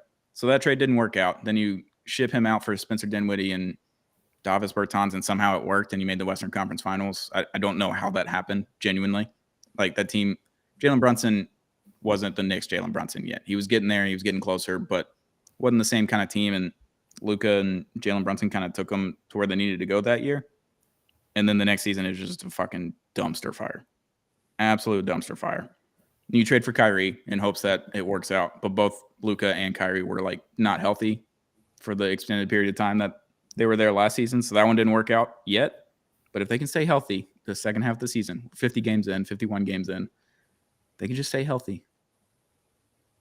I think that Luka is more similar to Harden's first few years in Houston. Yeah. Like, I was telling Dallas fans a long time ago, like, it's kind of bad that Luka is so great. And people, they didn't get what I was saying. I'm like, you're not getting any lottery picks to play alongside him. So now your team is going to be making marginal trades, having to get better on the margins year after year because you're drafting 18 to 26 every single season. I said, that's the same thing that happened with James Harden. His first year here, we win 45 games. His next year, we win 54. You know, like we just keep getting better, keep getting better. And we don't never draft in the lottery while he's 23, 24, 25 years old. We're like, oh, we're happy because we're contending. But in reality, we should be drafting Kawhi. And then we should have been drafting this other guy to grow with him. Right. And then you would have had those pieces. So now when you play a team like Golden State, where Steph, who wasn't like a James Harden early on in his career, he gets Clay in the lottery. They be able to sign Andre Iguodala. They're able to get Sean Livingston, David West, and stuff like that. So they just have a better team. Yeah. You know what I'm saying? So I think LeBron is a good example, but I just think that LeBron, fair, unfair, and it's relative to the era too as well. But he didn't have a Jalen Brunson. He never had a Kristaps Porzingis. He never had a Kyrie Irving his first 6 seasons. I don't think he played with any player as good as those 3 players. So what you're saying is like there was no proper build in Dallas, more so like drafting, a steady like Yeah, climb, they like saw how Luka. how it should happen. They saw Luka his rookie season and said, "Oh shit." Then his second year, that was the bubble season. They was like, "Oh shit," because what he did to the Clippers. So now you're like, "Oh, we have a contending player here. Let's put contending. Hey, that's it. Let's put contending pieces around him instead of we should be drafting low." But who in their right mind would say, "I got a Luka talent. I want to draft in the top 3." Yeah, Nobody would think that. So I understand it. You kind of stuck in between the rock and the hard place. But essentially, imagine if Luka was like not as good early on. You get a top 3 pick, and then you draft either John Moran or Zion Williamson or Jaren Jackson in 2019. You know, like then how is Luka? Now Luka has somebody that's his age that's growing with him. Right. That's all I'm saying. Yeah. But No, I totally get that. It's just he happened to be really good. I like Really the Harden comparison. So when you look at it, Harden gets Chris Paul. Chris Paul elevates their team and takes them to the Western Conference Finals multiple times. Is Kyrie technically that trade? I know Luka's much younger than Harden was at the time. No. And is he the veteran that they bring in? And it's like, okay, so now you got a clear number 2. Ooh, Brooklyn's trading Royce O'Neal to Phoenix for salaries and 3 second-round picks. Oh, brother. That's a good pick. That's a good pickup for them. It's another rotational player that can play. The Rockets are just going to stay put at this point. This sucks. Yeah, I mean, what do you do? To Phoenix for salaries and 3 second-round picks. That's good. That's a lot of second-round picks for Royce O'Neal. I don't get the fascination. I'm not trying to be disrespectful, but I don't get the fascination with the second-round picks. Like it doesn't convey into anything. I don't. Dude. If I had 30 of them, I would trade 30 of them for a role player if I needed to. A player to be named later. Yeah, like I don't. But Phoenix has no assets, so they just traded all of their assets essentially for Royce O'Neal. But you have Kevin that's where I'm Durant. at. Then extend Kevin, extend Booker, extend Bill. How old is Kevin Durant? Kevin Durant is 35. Doesn't he still have like 2 more years after this year, though? I don't think you have to extend him for another 2 years. Saying he has 2 or 3 more years on his contract. Sure. Yeah, and I think didn't Booker just get a new deal as well? Booker too. I'm just saying like you can sign these guys so that the pick stuff doesn't hurt you. And then if they do start showing signs of deterioration, you can move them and get your picks back. You can get your picks back. Okay. You just got to move Devin Booker, get your picks back. Move Kevin, get your pick. We're rebuilding, and you just get all those other picks, just like you did to Brooklyn. It's the same. It's the same thing with Dallas. Like y'all mentioned, like kind of a rock and hard place situation. Having Luka Doncic and Kyrie Irving in one place while only having 1 first-round pick. What is it? 1 stone, right? We just traded it, so we won't have one until the summer. The 2031 pick is the next one will be available. So there's just no first-round picks for the next 7 years. If they make the playoffs this year, and if they don't make the lottery this year, obviously. So if they make the playoffs, that pick conveys to New York, the final one in the Kristaps deal, because it's taken 3 extra years to get there. So that one conveys. Then 2027 is now with Charlotte. 2029 is with Brooklyn. So I guess you could do pick swaps in a 2031 in the offseason if someone were to be available. And with the new owner, I don't know if it's hope, but I have an expectation, I guess, that the new owner will want to do something in the offseason with those picks and pick swaps to get a third star maybe, or a third really good piece. But Something. I mean, your team's locked in right now for multiple years. Kyrie, Luka, PJ Washington, Derek Lively's on a rookie contract. Josh Green just signed an extension. Jaden Hardy. Everybody's on like rookie deals or already on extended deals. So like this is the team going forward with PJ Washington and Gafford and Derek Lively, Luka, Kyrie. So like the team's good. It's the same situation, Stone, with Phoenix. Like I just said, if come hella high water, y'all fail, Luka wants out, Kyrie wants out, you get all your picks back by trading those guys. Yeah. And you probably get the team that you trade them to, they're young players. Yeah. So you have some building blocks. It's the same situation. So depleting your asset cabinet, the only knock on wood, the only thing that would be bad is if they just had back-to-back season-ending injuries. Like, you know what I'm saying? Like that's when it's like, oh damn, now we messed up. But other than that, like if that's I just don't see it's a big deal. Y'all trying to win 2031, 2029, 2027. It doesn't matter. It doesn't matter. It doesn't matter. And if PJ Washington is what he was in Charlotte, you're getting an upgrade by far.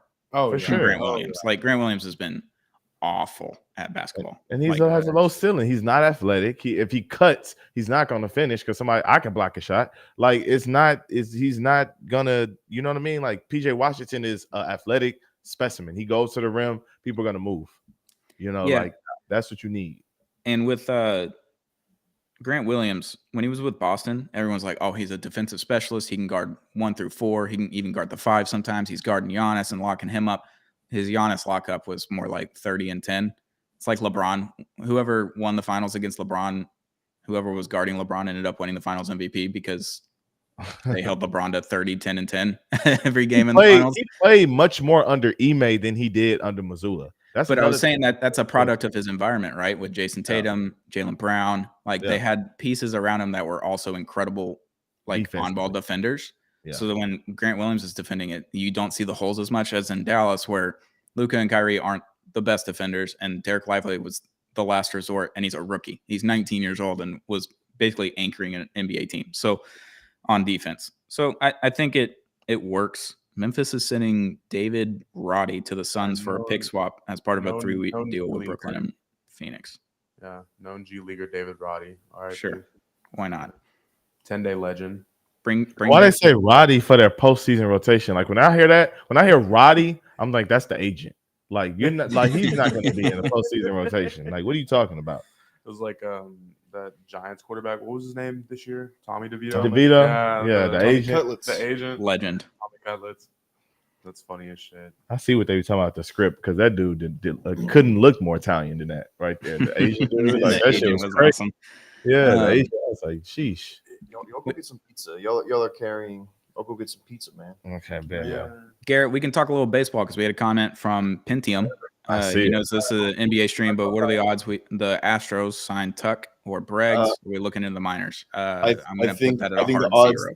I think the odds that we signed Tuck are pretty good. I think the odds that we signed Breggs are pretty bad. So, yeah, Breggs, he did the perfect thing for himself. Alex Bregman signed a bridge deal right after his rookie year, essentially. His first full season was 2017. Win a championship, sign a deal. Pretty fucking good deal. What was it, 120, 125 million, something like that? Yeah, it was bought just bought out all of his arbitration. Yeah. So bought out all of his arbitration plus 2 years of free agency. So he's going to be 31 when he's a free agent, I think is what it is. Bregman is a pillar of this Astros team. So it's going to be weird and terrible when he leaves. Like I'm going to be very sad. I'm going to be more sad about Bregman leaving than I am about Correa. Absolutely. I think we all kind of knew Correa was gone the whole time. With Bregman, there was still hope like, oh, maybe they extend him this year. Maybe they extend him this year. Maybe they extend him this year. And now we're approaching a point where it's probably not going to happen. So it might be a little last dance kind of action with Breggs and the OG squad from 2015, 2016, 2017. Like we're running out of all those players. So I think Bregman's going to go get his $250, $300 million deal from somebody. He's going to get back for sure. Is it Boston? Is it Arizona? Is it Chicago? Like, I don't know where he goes. I would love to see Bregman in an Atlanta jersey. I know it won't happen, but like, what? He would be an incredible Brave. You'd just be the best Brave. Well, you fuck off. I mean, I know it's not possible. I'm just saying that he would be a great Brave. He would be Objectively. a great Diamondback. He'd be a He'd great. be a really good Diamondback too. Yeah.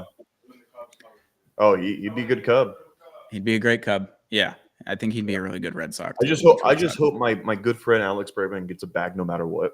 Yeah, go get your bag, Alex, wherever it is. I hope it's in Houston. I hope that they choose to keep you. But yeah, I don't think it's very likely that Bregman stays in Houston. Tuck, it's more likely. I just don't know where. We have 2 more years of Tuck. We got 2 more years of Tuck, and I don't know what he's really wanting to get. Is he wanting the $300 million deal? Is he good with $200 million in 7 years? Like, is he good with a shorter term contract where he ends and he can go get another 3, 4, 5 year deal after he ends that, maybe into his late 30s, into his 40s? I don't know. I hope they keep Tuck. I hope they keep Breggs, but can't keep every star player. No, you can't. And we just signed Altuve, H-Town for life. Go check out ApolloHOU.store. Altuve being a lifer is objectively the best thing that the Astros could have done. It's huge. And honestly, as long as we have Altuve, we're going to be competing. So the vibes are vibing with Altuve. Yeah. I mean, he's the best second baseman, one of the best second basemen of all time. So, and you got Jordan. We got a bunch of pitching prospects that could come up and be good. I think our pitchers are still kind of locked in for a little bit. I mean, you went and just got Josh Hader, one of the best closers in the game. That might not even be your closer, which is fucking awesome. So yeah, the Astros they're in a good position for the next couple of years. I would hate to see Bregman go, but I would assume that's where we're heading. Probably going to happen, but because a deal's not going to get done in the next week or two before they report. So yeah, and if it goes to free, if he hits the market, and then we're not gone. We have there's no chance we're getting back. Absolutely gone if he hits the market. So hopefully we keep him. Pentium says they think that Bregman would go to Toronto. Yeah, they'll lose Chapman after the season. So Bregman and Springer. I mean, Toronto's trying to spend money. I mean, they were trying to get Shohei. So yeah, allegedly trying to get Shohei. So they're not afraid to spend money right now. And I mean, I don't blame them. Their division's real tough. I mean, their division is getting. I mean, Orioles and Yankees are having a slugfest this offseason with star acquisitions. So Bregman did just rebrand his food brand to be a Southwest food brand. Yeah, Bregman is kind of also changing his branding, which is like slowly phasing out Houston, strictly Houston stuff to Southwestern shit. Because I mean, he's from New Mexico, we know that. Yeah, but who knows? I mean, it could be. And did he get a place out in Arizona this past offseason? I think he wouldn't moved his family out there. Maybe they just bought a place. He's a desert boy. He loves the desert, which Houston's not necessarily a desert. So, so that just screams Arizona. And you know what? I mean, I wouldn't be surprised if Arizona was fucking calling us right now for him. Yeah, I don't. You can't trade him. You got to trade him. You got to write it out. No, you can't trade him. I would be mad at the Astros for trading him, but I would understand if the phones are ringing for him right now. Yeah, and you couldn't trade Correa at the time. You couldn't trade Springer. Like, they're all part of a core that if it is the last dance with some of the OGs, like, I mean, Altuve's there, Verlander's been there the whole time, McCullers, and Bregman. Like, that's kind of just what we have left from the original 2015 to 2017 range. That's all you got left. Springer, Correa gone. I mean, it's sad to see, but when you got Jordan, you still have Tuck for 2 more years. Yeah.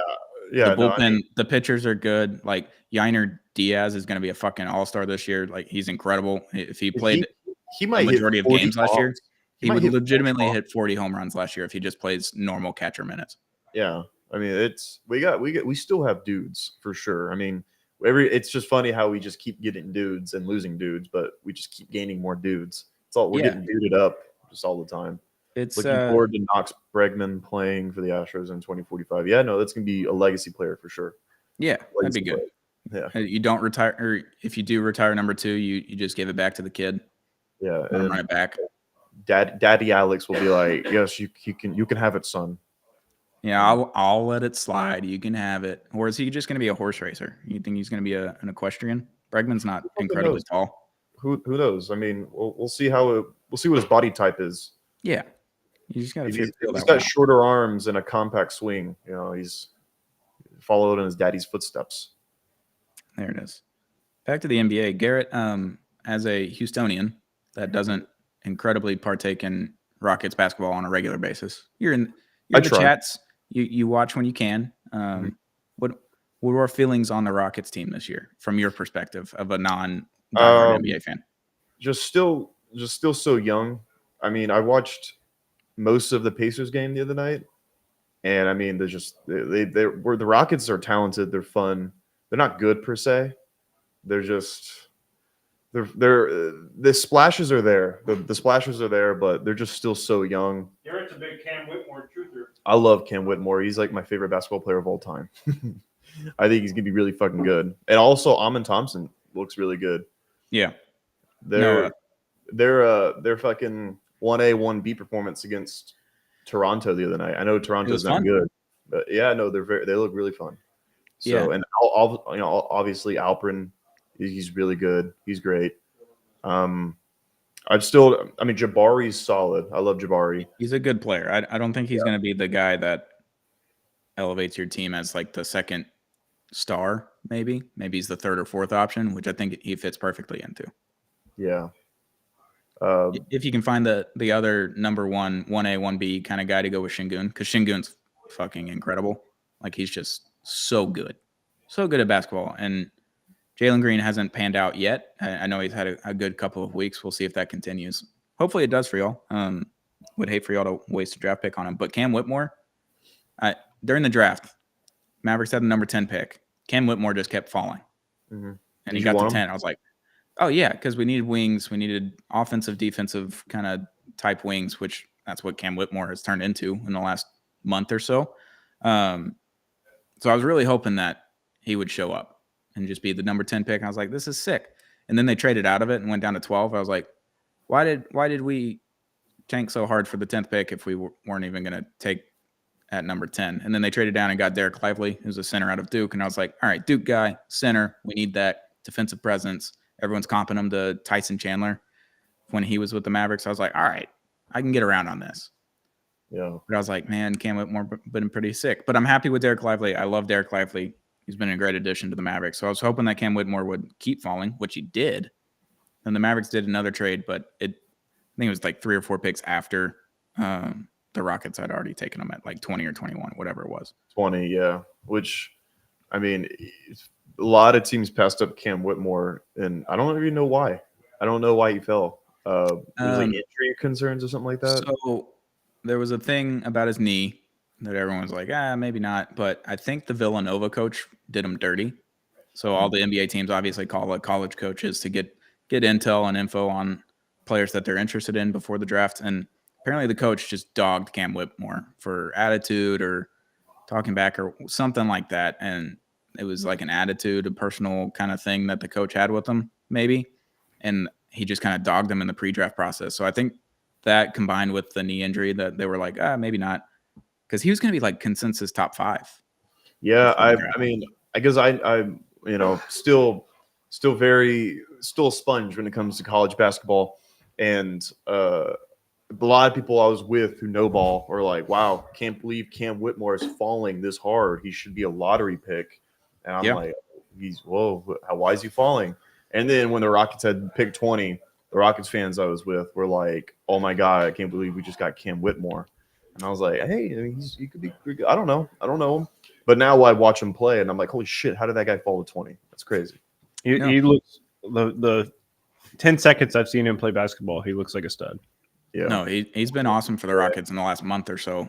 He started out in the G League, had some injuries, all that kind of stuff. So you didn't know what his progression may look like and when he was going to start getting minutes and when Ime Udoka, when he got his trust from Ime. Like, because Ime Udoka, I think, is a hard-nosed coach and demands a lot out of players. And if you're not going to give that to him, he's not going to play you. Even if he doesn't have players available that night. I think that's kind of where we were at with them. So either Cam got his shit together or he just got not hurt. And that a lot of injuries. A lot of injuries happened. Yep. A lot of injuries. And I thought Cam Whitmore was going to be a G Leaguer all season. And yeah, when he started out there, I was like, man, that kind of sucks that you got a really good guy that probably should have been top 10, top 5 before the draft, and if the pre-draft process didn't go the certain way or whatever. Imagine him on the Pistons Pistons. but yeah, that'd be gross, terrible. But he's been awesome. He's been very good the last month. Happy for you, Rockets fans. You got a good guy. He had to deal with all of Jalen Green's bullshit for the first 3 months of the season, but hey, look at Cam Whitmore doing things. And Jalen Green just needs to put on some weight, man. That's his biggest issue, his weight. Is it that or is it shot selection? The shot selection, I don't see a problem with. Like, he's missing wide open threes. Okay. Like, I don't watch a lot of Rockets ball. Yeah, I he's tune in missing when the wide Mavericks open. aren't playing. So Yeah. Nah, he's missing a lot of just wide open shots, and like that's not shot selection. That's just him breaking. Stop being a bum, like more than anything. You know, his shots. It's not like he's just out there just taking stupid shots. He only averages like 13 to 14 shots a game. You know, that's not terrible. He's been playing well. He's been playing well recently. Did I walk into Jalen Green talk? Yeah. Yep. Well, they were actually talking about Cam Whitmore, and Cam Whitmore's amazing. Nuts. I'm gonna just tell any gamblers that's watching the stream, any gambler, take the fantasy score on Amen Thompson. Take the over. Amen Thompson gets on the glass. He blocks shots. non-legal gambling. He steals. I'm looking at Prize Picks. Prize Picks. Use code Apollo or Apollo HOU for up to $100 on your first match. I'm gonna pull. Are y'all playing tonight? I'm thinking. Well, they don't take MasterCard. That's the only thing. I have MasterCard. Yeah, they don't take MasterCard. You can link your bank account. Yeah, I was gonna. No, I was going. It keeps me from gambling, so I just use it as an That's fair. excuse. Yeah, That's it fair. keeps me from. Yeah, doing we've got the Raptors in Toronto tomorrow night. Okay, I'll look at it tomorrow. You have the Raptors in Toronto. No, we're playing the Raptors. in Gotcha. Toronto tomorrow. Exactly. There you go. All right. I love being. I'm gonna be so delusional for the next hour. Like we're gonna get Mikal Bridges, LeBron. We're gonna get another star. The only time I thought the Rockets were legitimately going to get LeBron was Before he went to Lakers. 2018. Yes. Yep. There was a point. So. There was a because point. I was like, it makes so much sense. This is the team that KD did some bitch shit by going to Golden State. So now you come to Houston, the one team, and technically you could be the quote unquote reason we got over the hump, even though we're gonna beat them if Chris Paul didn't get hurt. Exactly. Like you would have been given the credit for getting us over the hump, and then we could have won. But he wanted to go to LA, which is why I think he's not serious about winning personally. Because he could have went to Philly to play with Ben Simmons and Ben B. He wants to be a billionaire, or he is a billionaire actually. I mean, shoot. I thought you wanted to chase Jordan. Like, which one is more important? I thought you wanted to beat Chase Gordon in rings. Like, I thought that's what you wanted to do. Yeah, I don't know. Yeah, that 2018 free agency period, I always thought it was going to be LA because every sign pointed towards there. But when Philly and the Rockets were in it, I was like, man, I could see him going to both of those places. It would make sense basketball wise. But he had other. I guess he. Do you think he knew he was going to play until he's 40? I don't know, man. Yeah, like I think that he envisioned it. In a perfect world, I'm sure like he thought about it, but I mean, did he think about his basketball mortality beforehand? Like, because it's not. Yeah, he could play another 5 years. Like he could just start coming off the bench, be the 4, just be like, hey, we have LeBron James on our team. You said, but I mean, I think that if it gets to a point where he's no longer playing at a superstar level, I don't see him doing it just off of ego. But if he wanted to be a quote unquote role player, if he wanted to be a Royce O'Neal, he could do that probably for another 10 years. LeBron being a Royce, he could do that for another 10 years. Put though. That on a t-shirt. You know, LeBron really could play till he's 50. I'm saying, like, if he played a role though, but he's not gonna do. I don't think he's gonna play a role. Like he's gonna want to be a superstar. Like I think that's just my opinion. Yeah, he's not going to be David West on the Warriors during that run. Yeah, he's not going to play that. He's not going to play coming off the bench. Like he's not going to do that. I just don't see it. NBA champion happening. David West. Yeah, because if he were to go to a team that's going to win multiple titles or whatever, if he doesn't win another one in the next, right now, I'm just saying in the next 2 years, if he doesn't win a title, then he transitions and goes to Bronny's team where he has a shot to win a title or whatever, because Bronny's going to be a second-round pick or a late first, so he's going to go to a good team. Bron opts out. He signs with them for less, and he's like the 4th guy on the team, the 3rd guy on the team. If he wins titles there, how does that affect his legacy? Because if he does get to 6 titles, everyone's going to be like, okay, yeah, but he wasn't the guy. But he wasn't. I don't think the that. guy for I 2 think teams. people are going to say that, and that's fair. But I think that's dumb. I think it's dumb because if he's a major contributor, you ignoring the stats, you're ignoring the MVPs, you're ignoring the All NBA teams because he won a ring as a six man, a third option. God, That's hearing, dumb. hearing LeBron James and six man in the same sentence, like I'm just saying, it's 5 just years crazy. down the line, like I can't even imagine. Because But wasn't he'll be Jordan 45. putting up like 25 or 26 with the Wizards those He- last I think couple it of was like seasons? It was like 21. hella inefficient. I think it was though. like 21, Oh, 22. just- very. He Yeah. was chucking. He was chucking for real. Right.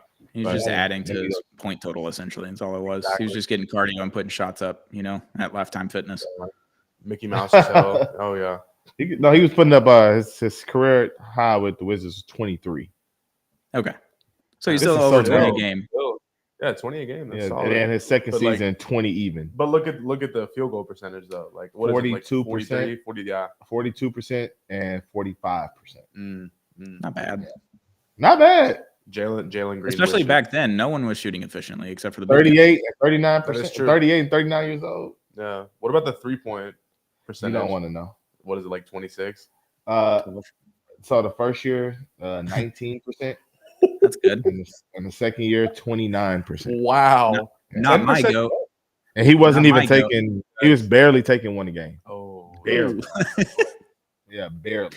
That's rough. Christ. That's Wow. rough.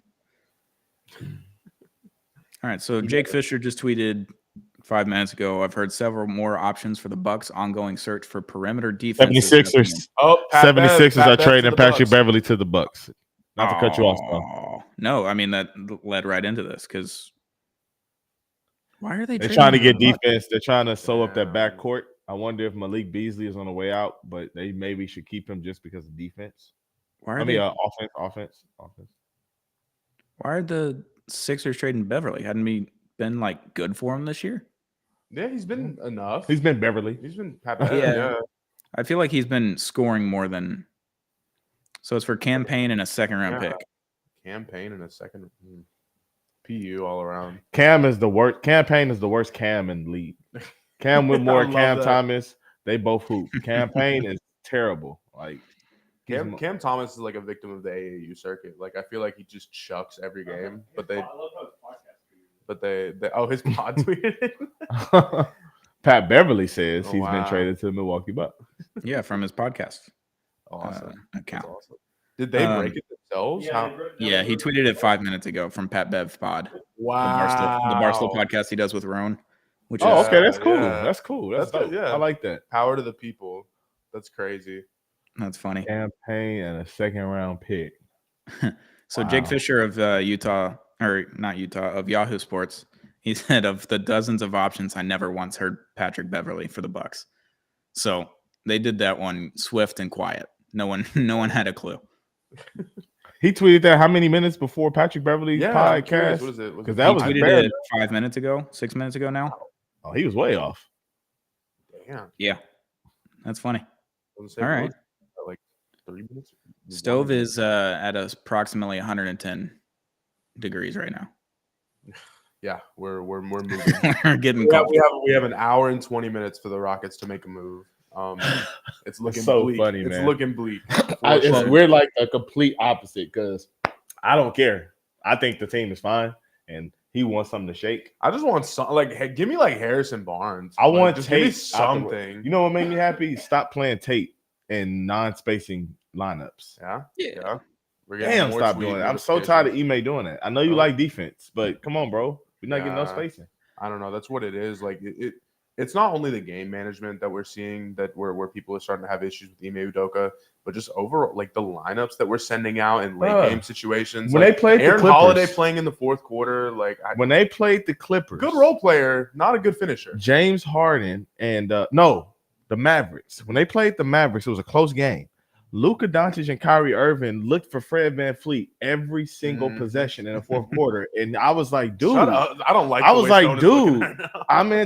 I'm in Thompson 6'7". Like, put somebody on the court that has height. Like, Yeah. they are literally even Fred VanVleet's playing the best defense he can. Shoot over the top, Yep. bucket. Yep. Shoot over the top, bucket. Foul, bucket. I'm like, bro, take him out the game, please, God, man. please. But So he didn't do it.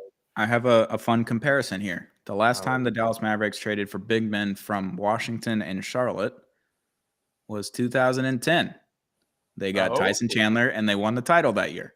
I'm not saying it's going to happen, but I'm not saying that. When the Mavericks won the championship in 2011, though, it was kind of big different circumstances. They were a 3 seed, tied for the second seed with the Lakers. I mean, anything can happen these last 30 games. You don't know. I think a team that wins the championship is the team that's gonna be good from the beginning to the end. I don't think a team that's been middling is gonna go up and pass teams that have been playing at a high level all year. That's just my opinion. I could be wrong. The Brooklyn Nets. Brooklyn Nets are waiving Harry Giles III. Duke legend Harry Giles. So Jake Fisher also tweeted, it's up here on the screen. For those watching on YouTube, Sixers are still in conversations with Chicago on Andre Drummond. Sources said while the Bulls remain engaged elsewhere, being told Philadelphia is not pursuing DeMar DeRozan. So I don't really know what that means. I don't know, man. Andre Drummond, come to Houston, Texas. Beautiful Houston, Texas. So is DeMar DeRozan? Are the Bulls looking to move DeRozan? Is that what he's saying? So it says, it's up here on the screen. The Sixers are still in conversations with Chicago on Drummond, but the Bulls remain engaged elsewhere, which would essentially mean Caruso, DeRozan. I don't think they'd trade Kobe White. No. But they literally just said yesterday they're not trading anything because they like their team and they like what they have. So none of this makes sense. I don't know. Brooklyn is kind of. Brooklyn's just saying fuck it, get rid of everyone other than Mikal Bridges. Yeah, Brooklyn is just doing whatever. And Chicago is just, they are cool with mediocrity. They are just so content in it. They are content in that, like, for real. And then now that Zach LaVine's out for the year, I mean, I know they just beat the number 1 seed Timberwolves, but that was an all-time choke job by Minnesota, by the way. That game was hilarious. Minnesota chokes versus everybody but the Rockets. Yeah. That is so Minnesota owns the Rockets this year too. It's crazy. Anytime Jalen Green plays them, hey, don't say that too loud. Right. I don't know, man.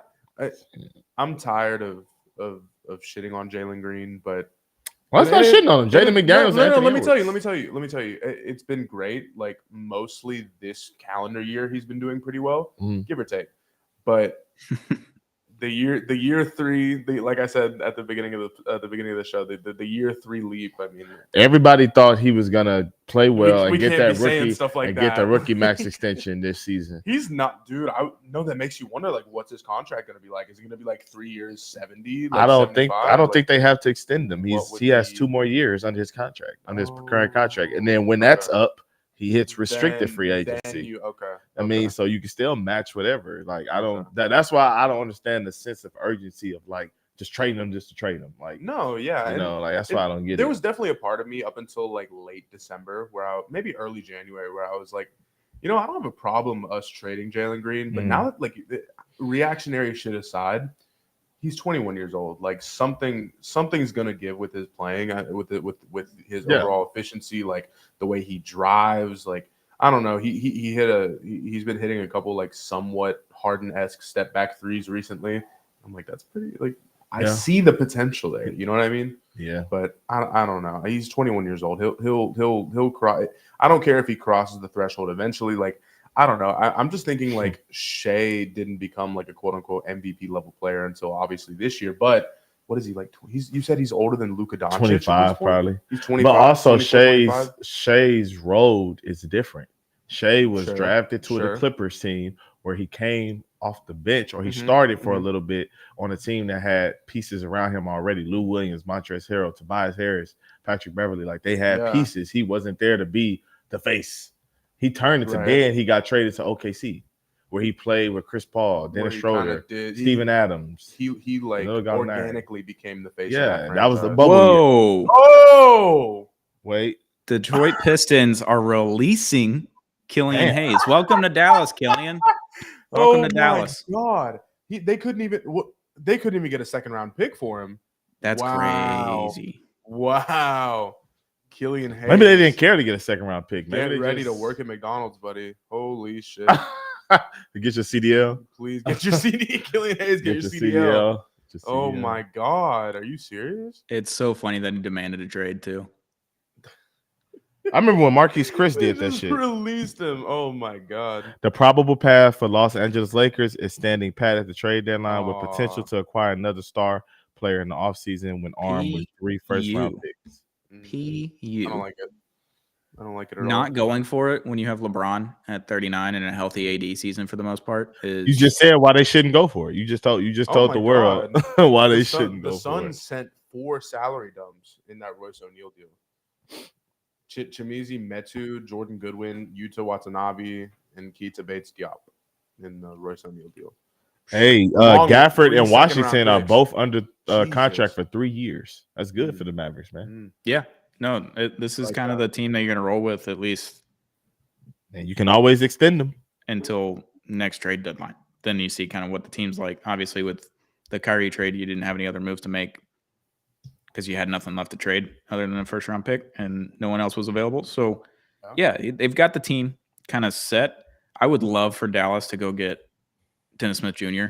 and reroute him from Toronto in that trade and expand it a little bit more. I don't know how you do it, but would love to have Dennis Smith Jr. as another ball handler and defensive guy. I mean, Yeah, he wasn't locking up Luka, but he was making things incredibly difficult for Luka the other night against Brooklyn. Yeah. So No, it's the that would be a team of huge late bloomers plus. at this point. Like you have Dante Exum and Dennis Smith Jr. like people who been in the league for a minute, but they can still give you somewhat of what they used to be able to give, or are maybe blossoming into a different role where they can provide much more than we initially thought. Yeah, and I mean, you still have Tim Hardaway Jr., so you have scoring. Josh Green, kind of a burst of offense. Jaden Hardy, Great way to describe him. he's fast. He runs really fast. Yeah. Sure. Sometimes you want him to make decisions, and he doesn't do that, and he ends up turning the ball over. But it's fine. It's fine. Yeah. We love Josh Green. We love the Australian backcourt of Josh Green and Kyrie Irving. You know, the Australians on the team. Oh my God. Ugh, yikes. The Lakers standing pat is the craziest thing. I know they don't have anything to like trade. They don't have but anything.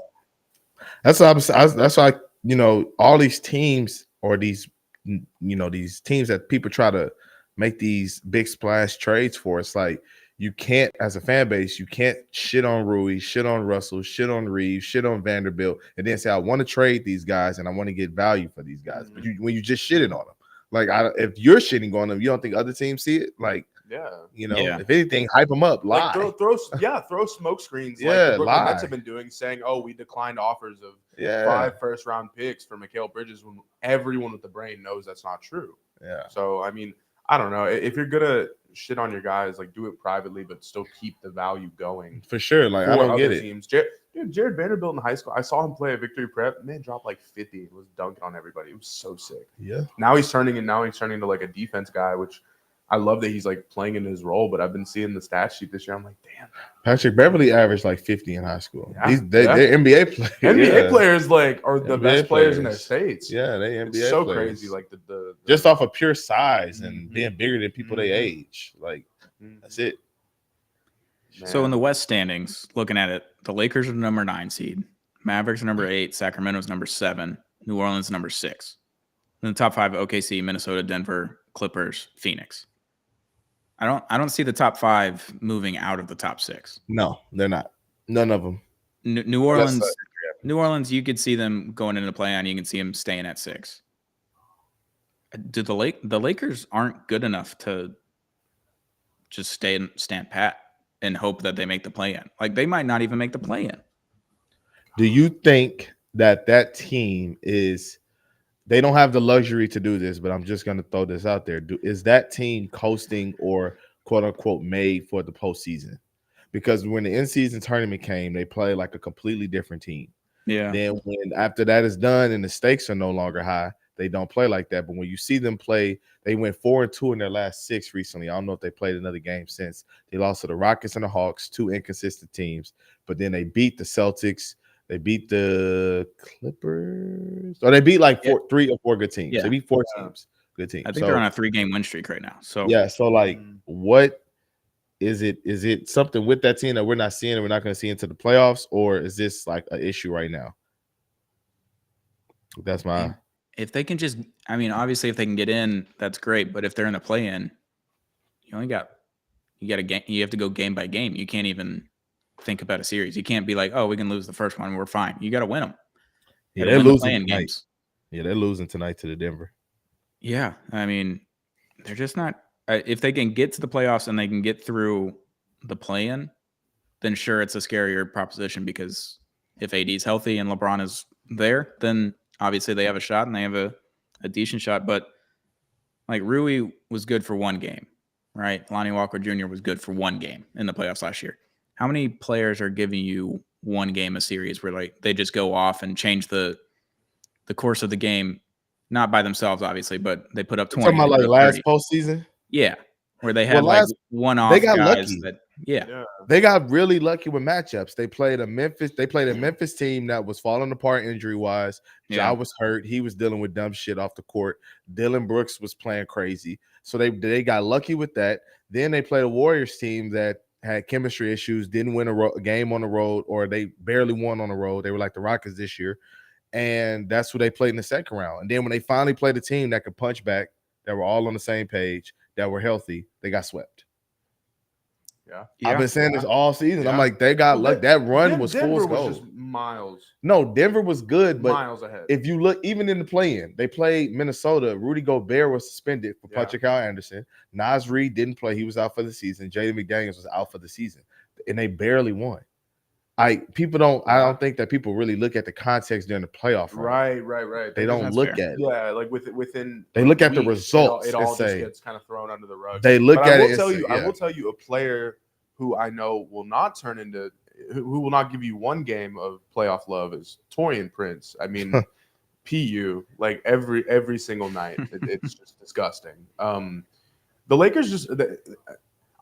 We've talked about this before, Stone. I miss the retirement home Lakers more so in the sense of like what could have been. You know what I mean? I know it'll never come back, but I mean, there's so much you can do with that Lakers team, especially with LeBron still being at the helm, and them just staying put at the trade deadline just completely threw me off. Something I would have never expected. Yeah, when was the last time we saw a LeBron team just stand pat at the deadline? Maybe Was it the year they 2021? No, I was thinking like David Blatt year. 2020, they definitely What- stayed pat. Yeah. 2020, they Yeah. stayed pat. 2021, I don't think they made any major trades. That was a team that had Okay. Andre Drummond, Dennis Schroeder, and then LeBron had the high ankle sprain. AD got hurt, and they always that was the last time they stayed pat. But I think Okay. that's an indictment on the leaders of that team that they always got to So switch up every year. Stone, I want to ask, what is your NFL now that Garrett's back? What's your NFL comparison of Killian Hayes? Yeah, I just saw that. Jamarcus Russell? Ooh, No, that's No. mean. Is he the one of the worst busts of all time? No, that. But I mean, Hey, This is how number high was TJ Yeldon like a top 10 pick? TJ Yeldon. I swear, was he a first round? TJ runner? No, Yeldon all right, was hold on. not- No, he Trent was like Trent Williams. Trent Williams. Or Trent Trent Williams. Trent Richardson.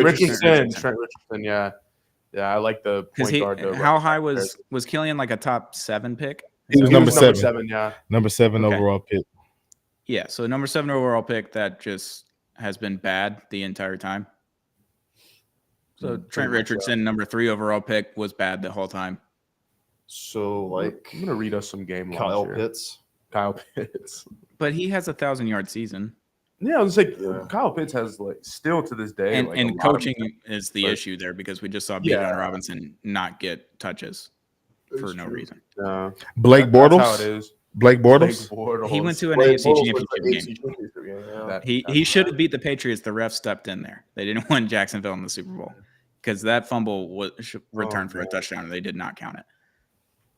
Sad. That's very Oh, nasty. man. Well, I'm actually not sad about it because I would have hated to see the Jacksonville in the Super Yo, Bowl. what about get off topic, way off topic here. CJ Stroud in the All-Star game and the celebrity All-Star game. Dude, he's gonna cook. I want him to go for because I saw some clips of him. Now, next contract we putting it in there, you can't hoop, but you know what I'm saying? Like how they Oh my did Patrick God. Mahomes, like how they did Patrick Yeah. Mahomes. Don't even look at a basketball, but like do not run on a basketball. yeah, like Or you- nothing. anything with you. Patrick Mahomes was catching lobs. No, I was like, oh especially hell no. They're doing like an LED court. Did you see it was? Oh, it's a glass. It's like court? an LED glass. Yeah, court, yeah, that's and gonna be it's like, live. That could tear ACLs and like. Oh ruin man, I don't even want to think about it. families. I don't know. I don't know. Not wait, hold on. Sorry guys. Yeah, because I I don't said.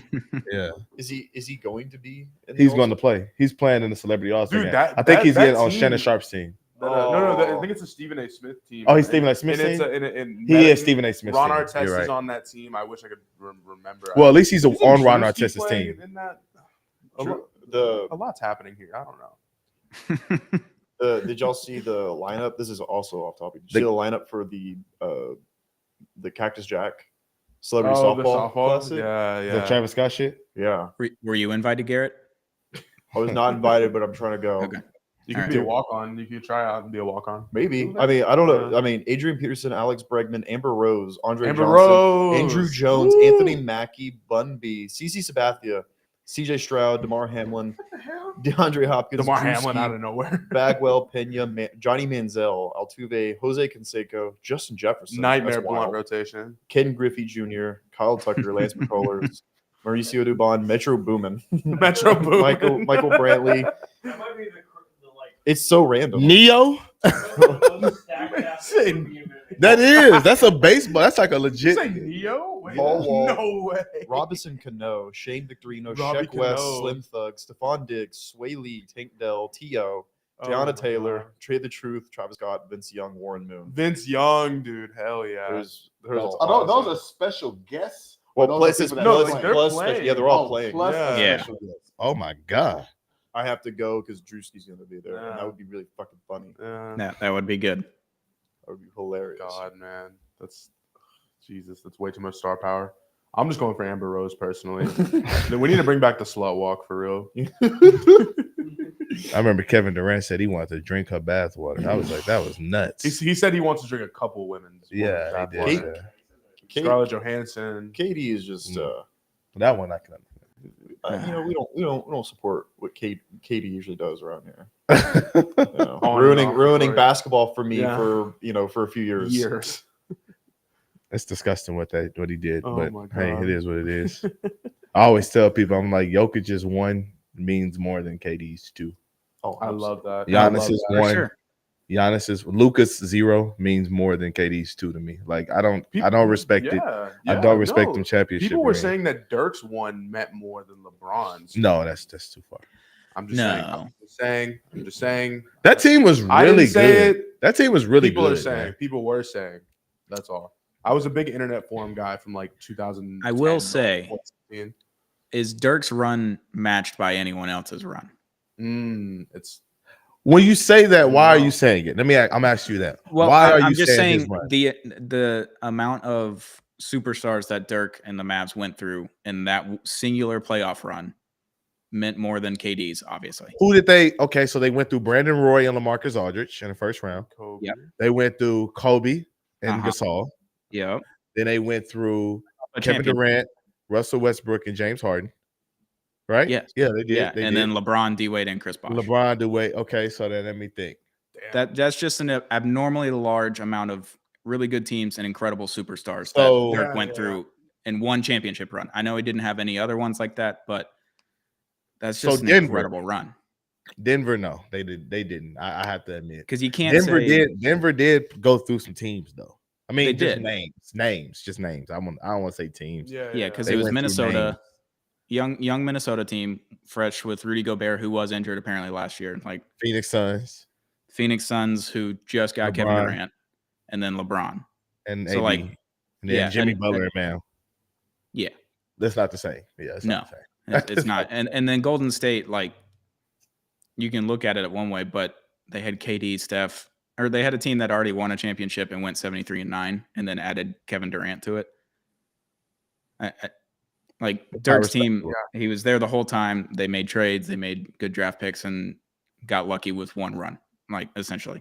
Because without that 2011 title, we're not talking about Dirk the same way. Like he scored 30,000 points, sure, but you don't. I look hate at it the same way. that. I hate how I know I don't want to get too crazy, but I just hate how a ring invalidates or validates players. I really hate that. Oh yeah, Like, no, it it's sucks. so dumb. It's so No, dumb. welcome to sports, especially. It's like because basketball. now like you can't be mad. So now if if James Harden wins with Kawhi and Paul George and Russell Westbrook and all these other players, now all of a sudden it validates his career. Like you're gonna ignore that he's playing with these other great players and be like, see, I told you he could win it, but he could always win it. He just had bad luck. People are gonna forget, James Harden essentially getting 55, 60 wins with Terrence Jones, Trevor Ariza, Just like Dirk. like all Just the like Dirk. players, like It's the same thing. it is what it is. I mean, but I don't know. The Rockets making the Western Conference Finals in 2015 is wild. Yeah. Wild with that squad. God. That team was good. But For the moment, relative to the year that they were in. Yes. And if you look at it, if you look that season, what's funny about that season was the preseason predictions had the Warriors finishing as a 7th seed and the Rockets finishing as an 8th seed, and they finished as the 1 and 2 seed. that's nuts. That's what's funny about that That season. would have Yeah. been like that to me. That's what it would have been like if the Astros in 2015 would have made the American League Championship game. It Which would they have been should like have. I was at Buffalo Wild Wings when they blew that lead to Royals. That Royals series. We I were was so gonna say happy, and then we were so sad. bad. Carlos Correa had Those the error, players, yeah. and that was it. God, that hurt. I was Bad, swimming bad. in college at the time. The game started before afternoon practice. It was like the early afternoon game, so 2:00 or whatever. So it's 2 hours in the game. They have the lead. So I get in the water and I'm looking at my coach. I'm like, for the love of God, just look at your phone, pull up the ESPN app, and tell me the score in the inning. That's all I need. And my coach was like, no, I'm not telling you the fucking score. I'm like, why? What does this take? We're in warm down right now. Can you just tell me what we're doing? Like, we're in between sets. Will you just pull out your phone for 1 fucking second and tell me what the score is? And she wouldn't do it. And I was looking at her. I was like, Jenna, I'm going to need you to tell me the score or I'm going to have a freak out. I'm going to have a fucking panic attack in here and you're going to have to save me. I'm going to start drowning. It's going to be your fault. And she didn't bite on it. And the head coach was over with the distance group, so I couldn't yell at Toby and be like, "Hey, Tobes, can you shoot me a score?" And then I got out of the pool, saw what happened, the collapse. Was it game 4 or whatever? And I was like, "No, Game 5. it was game 5." Yeah, it was a disaster. Oh, excuse me. You're right. It was game 4. It was game 4 because if they win that one, they don't even go to Kansas City. Yeah, I forgot that we went back to Kansas City in a non-existent game 5 to me. I was gonna say that. Yeah, the series is over at that point. No, like, I mean we knew. It And then was- like when Colin you blow McHugh, something like that. Yeah. it's 2004 in LCS, like kind of all over again. Alan Yeah. McHugh was that pitcher that either he was on or he was off. Dude, He was striking you he out, was on a lot or he more was the giving times up. than he was off. Yeah, Let me or he tell was you, giving what a up legend. 6-7 the early runs parts, in the though, inning. the early parts though. Yeah, I remember Colin 20 McHugh. McHugh was like 20. He was one of my favorite pitchers. Y'all remember Wade Miley? Who? Oh, of course. Oh, I was yeah. Wade Miley in 2019, just I the was miracle talking first half about of the Wade Miley season. the other day. Yeah, I was like, I was talking with someone, and they were like, "Oh, I said I wanted Mitch Keller from the Pirates," and then Yeah. someone I was with went, "It's like a 4.2 ERA last year," and I go, "Doesn't matter. The Astros will make any pitcher good. Yeah. Just, they Fix made, them. made The Wade Astros Miley in look Tampa, yeah. Wade Who was Miley, the guy Charlie that- Morton. The combined no hitter was it Anibal Sanchez? Who was the guy that in 2015? Oh, it was What's his name? I forgot. Aaron Sanchez, yeah. Aaron Okay. Sanchez. Yeah. Bro, we made Aaron Sanchez look We good. made Aaron Sanchez. He bro. he threw a no hitter with the team. Yeah, like, bro, I mean, I love this. Name redacted threw a no hitter with us in 2015. I was at that game. Yeah, No, against that the didn't Dodgers. happen. That didn't happen. We don't talk about that one. That's funny. Mm-mm. I'll never say his name. It's like Voldemort. No, you can't. Like You Baltimore. cannot. The one. No, that was like the most electric like sporting event I've ever been to. I can't even lie to you. Like Really? once that 9th inning, I've never felt anything like that before. It's crazy. During the first World Series Great. run, I watched one game against the Red Sox. They had lost. And at that moment, I said, I'm never watching another game. And they went to the and they won. And the next game that I watched, and I was so mad because my friends was like, bro, you might never see this again. But you should go. It was game 7 against the Dodgers at LA. And we went to Minute Maid Park, and they was like, bro, just go. You might. I was like, bro, I haven't watched the game, and they've been winning. And I went and I watched it. You're brave. You're a brave man. I did. I went and I watched it. Man, I was- superstition. They won. I was like, oh man, okay. I was just tripping. I was like, okay, like, but That's what happened with God. me and the Texans in the divisional round Oh. of 2012 when we got. oh man, they were destroyed by the frauds. Patriots. Yeah. They were the Cowboys that year. They were frauds. Yeah, well, I missed a touchdown to Arian Foster, and we went into the half. It was kind of close, and I was like, maybe I don't watch the rest of the game. They'll Oh, the do good. Ravens? No, against the Patriots. Patriots. and Yeah, I that just was a rough didn't game. watch most of the game. And then I just kept kind of like looking at the TV. I would come out and look at the TV, and it would just be worse. At one point, it was like 38-13. 2011 Fucking was way. 2011 was our year.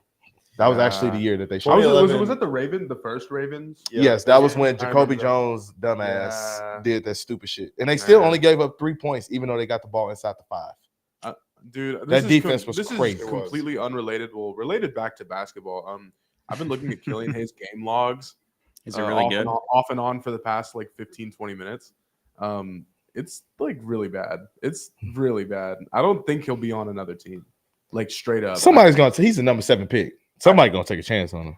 He'll be a Fort Wayne Mad Ant by morning. I think that is his ceiling. Hear me right out. Maybe the He's a Detroit Laker. Pistons could use some help Yes. Now. and just bring Killian Hayes back, on a lower team. What if they're way worse and they're like, shit, Killian is actually making us pretty good. God. Man, we wouldn't have won those 6 games without Killian Hayes. Yeah. All 7 wins you have this season. I watched them in rather. person when they played the Rockets, like earlier in January, like January 2nd or something. When they played the Pistons, Wasn't that game close? Like, it was kind of closer Yeah. to the second That half. game was low-key Sengun, close. Sengun had like 18 in the third quarter. I've never Yeah. seen somebody score that easily in person. Yeah. Like he Yeah. scored at will. I was like, oh my goodness. Yeah. That's when my respect for Sengun grew a ton that game because he Uh, just was scoring. A week on later, I ease. saw the Jeremy Grant buzzer beater in person. he um, hit a Blazers. buzzer beat on us. Yeah, to send it to In OT. overtime. I fell asleep on that game. Oh, that I fell killed asleep me, on that dude. game. That killed me. Those are the losses that are more problematic to me than anything. You lost to Portland, you lost to the Pelicans, who have been playing I really was well. gonna say the Pelicans are like a 5 seed. Yeah, they beat the Clippers yesterday. Let's chill out. Claude George was selling. Oh my Yeah. goodness. Yeah. He's like 0 for 9. Like, God dang. Jesus. How do you stink All right. that much? Josh, give us your best Ryan Russillo impression of the Patrick Beverly trade. All right. Guys, I think I just love Patrick being on the Bucks, but a part of me I just don't, and I'm really trying to understand, and maybe I'll understand in about a day or two, but as for right now, I just think it's a great pickup, and it's a great pickup because. I'll leave it at that. That's all I- Russillo, you got to hear me out. This doesn't scare me as a Celtics fan. Looking at the Bucks adding Patrick Beverly, it doesn't matter to me. It's fine. I'm only scared of the Miami Heat. They always find a way. They're always going to beat the Celtics. I just don't. Miami Heat just need to be eliminated before they get to Boston. Be fine. Not worried about the Patrick Beverly to Bucks trade. Sure, it happened. Whatever. Thanks, trade deadline. Detroit has waived Daniel House. Didn't they We just should- trade for him? Yes. It's a salary dump. Philly God traded rest- him. God Philly rest his traded him soul. to get underneath the luxury tax. Rest his soul. Oh my Sure. God. Bring him back to the bubble. Y'all want a homecoming? Rockets legend. No, Daniel House Jr. He fucked up so bad, bro. Dude, there was like a couple games like that 2019-2020 season where I was like, this guy's like decent. And then there was plenty more games where he would play and I was like, this guy fucking sucks. This guy stinks. He always tried to do that dumb step back. Dude, He made it yeah. sometimes, Not James bro. Harden, baby. Yeah, he made it sometimes, but yeah. So Shams is live on Stadium Twitter right now. Don't Seen plug this his show. I'm just saying that he's live, and this is where this is coming from because someone's aggregating it from that show. The Atlanta Hawks want Herb Jones and any potential trade that would send DeJounte Murray to New Orleans. Yeah, they said they were staying put on it, but I don't see DeJounte Murray Because not. the trade talks kind of faded yesterday with it, right? Yeah. They said that they're not near a deal, they're at a halt or whatever. So maybe that's the Herb Jones thing. But wouldn't getting rid of Herb Jones for DeJounte Murray just kind of like supplement that and make it a little bit better? I wonder what else is involved, I guess, picks wise. I have no idea. I guess they want Trey Murphy to get more minutes or start, and they can have DeJounte as like, because who's their starting two? No, who is their Herb starting Jones. For two? Pelicans, Herb Jones Jones, is their starting two? Yeah. Oh, okay. That's weird. yeah, with CJ. The Okay, Mavericks also okay. have an open roster spot. So Daniel House Jr., welcome to Dallas. Oh, there you go. You want that? No, I don't know. I just say everyone to Dallas whenever they become Oh, available. okay. That's kind of what happens. Every zero gravity episode, it it was a plea. It wasn't an agenda you were pushing. You were begging people to come to Dallas. I And it's needed really worked. something. PJ Washington, you got one right. Expect multiple contenders to pursue House in free agency. Stinky. Sure. That's gross. Why not? Mm-mm. You know, Every team needs a towel waiver. Yeah. Every team Every needs team needs a ball boy. Yeah, every team needs Oh needs my somebody God, to fuck a woman, and when they shouldn't be doing it. Lou Williams style. Uh, Dude, just go to straight Magic City. Oh my God. he left the You bubble. left the bubble to get Magic City. Go to the wings. strip club, bro. Oh It's man, insane. I hope that story will never die. That was one of the best things to ever come out of that bitch ass bubble. He was with Jack Harlow that day too, huh? Really? That's when he was. I think he was in the club with Jack Harlow at that time. That was before Jack Harlow really popped. that's awesome. That was right when he Oh my dropped What's God. Poppin', actually. Yeah, that was right when he dropped Jack that song. Harlow being a bad influence. It's been 4 fucking years since he came out. God, Dude, time is He's flying. been around. Yeah.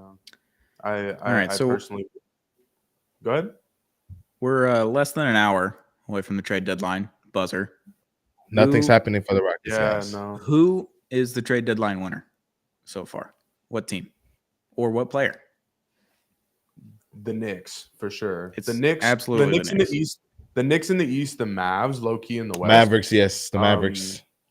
But I feel like you asked that question just because you wanted me to say it. No. I was hoping everyone would be in agreement that it's the Knicks. No, yeah, the Knicks for sure. The Knicks 1A, Mavs 1B. I don't And know. I it- mean, well, Mavericks, the only- for what the Mavericks Knicks wanted, Knicks 1, Mavs 2. Sorry. for what the Mavericks got and what they needed, I would say the Mavs and the Knicks are like.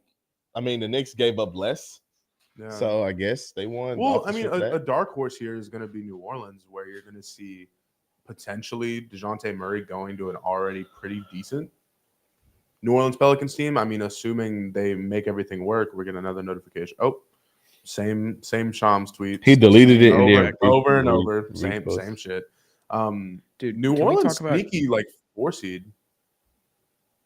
That's all. They're the 6th seed right now.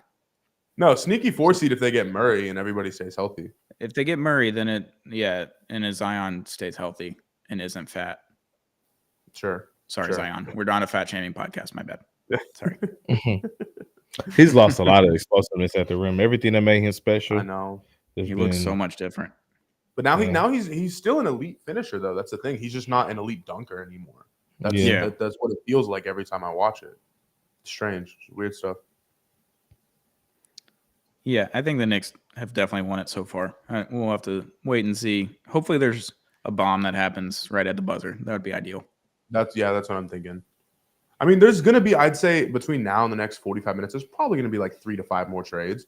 I just hope that one of them is like at least on a DeJounte Murray level, something where we can look at it and be like, "Holy shit, let's fucking talk about it." You know? Yeah. Who is a sneaky big name to be moved by the end of the hour? LeBron James. That really? I don't like wanna- LeBron, DeJounte Murray. Mikal Bridges, Yeah. maybe. If Bridges, Brooklyn's yeah. going to sell, are they going to sell? I don't know. I mean, they've know, already started selling, but Dorian Finney-Smith is still there. They got rid of. I just want to say this live on the air. Dorian Finney-Smith, more like No, dude fucking. don't sucks. fucking say it. There it is. Woo! Still got it, baby. He fucking sucks. More Mavericks talk. The other night when they played Brooklyn after the game, Jaden Hardy and Dorian Finney-Smith were dapping each other up, and Dorian looked at him and he said, "I'm coming." And Jaden goes, Did "For he? real?" And Dorian just kind of gave him a head nod and a wink. I was like, "All right, we're getting Dorian Finney-Smith. He's back. Gang's back together. Luka gets his best friend back outside of Boban. Like, if we can get Boban, Dorian Finney-Smith, NBA Finals, it's easy." You're not getting Boban from us. No, Pry him no. from our cold. Just dead give me holders. Boban, man. He doesn't even like it there. Shut up. What do you know about that, You don't have a hater? Eastern European white guy on the team to help him out. We have one of our fucking coaches. Tiago Splitter. Yeah. Yeah. Jock Coach Landale, he's from Schmoach. Australia. That's not anywhere near the same vicinity as Eastern Europe. I mean, they have an accent, right? Long man. There you go. Breaking news on the Astros front. Astros GM Dana Brown says they will likely offer Alex Bregman some sort of extension during the season, aka they're going to act like they tried when they really didn't, and Bregman's going to walk. they're gonna offer like a 5-year, $160 million contract, And he's gonna laugh. And then Braggs is not even gonna. Well, Give it a second thought. what's an ideal salary for him at this point? He's Would it gonna be get- like 40 he's- 40 he's- million a year. Oh, I mean, he's gonna get over 30 for sure. Yeah, Yeah. He's probably gonna It'd be get. like 7,300 maybe. 31.5 million AAV probably. I can see him Maybe getting 10. 33. I can A see him 10-year deal. getting- Yeah, Jesus. it's probably He's some 30 team that'll he's, make him- he's gonna be 31 when he's a free agent. So Okay. So it'd probably be like a 7-year deal. I feel like. I don't know. yeah, he's gonna 7 be to 8. 31. Are you, I think that's sure on what- the Stros for like almost 10 years Let me now? look. Are you sure? mean, I thought I'm- he was like 28, 29. He's 30 this year. Yeah. 30 this year. Okay. Yeah, so he'll be 31 by the time his contract starts. Because his birthday is like what, March? Yeah, March 30th. He turns 30. Mm. So maybe not a 10-year deal. I was tripping. I thought he was like 20, 28. Yeah, 6 to 8. 7, Somewhere in yeah, there. 7, 8. Yeah. Yeah. And it probably 2. He'll get more I than don't know. Springer. He'll definitely get more than Springer. What did Springer end up getting with Toronto? You, I you only forgot. got like 100. It was like 150? 5 years, 140, something like that. I think it was Like 6 that. for 150. I think is what it was. 150. It was I in should that have range. kept Springer. Yeah. And then Correa, I don't know what he got from Correa got Minnesota. paid a total of $1 billion, but he only signed. Yeah, with one Correa team. got like $300 million deals. Yeah. Yeah. That's awesome. That was an insane saga. That was a fun summer, dude. That was a really crazy, sick summer, dude. man. Now he's just rotting. Poor guy. Yeah, he went to the playoffs last year. He's okay. Yeah. He lost to the Astros. Who did he didn't he? lose to? I mean, of course you're gonna lose the Astros. Almost most Everyone teams do. does. you're gonna lose to your daddy. It's okay. But I mean, he's in Minnesota. He's getting the bag. He's in Sure. the playoffs. He's got a ring. He He's gets fine. to the playoffs. Yeah. He's fine. Yeah. I mean, once you get a ring, I think after that, me personally, I'm not the most competitive man, but if I got one ring, I'm just bag chasing for the rest of my Oh, career. yeah. for That's sure. all I'm doing.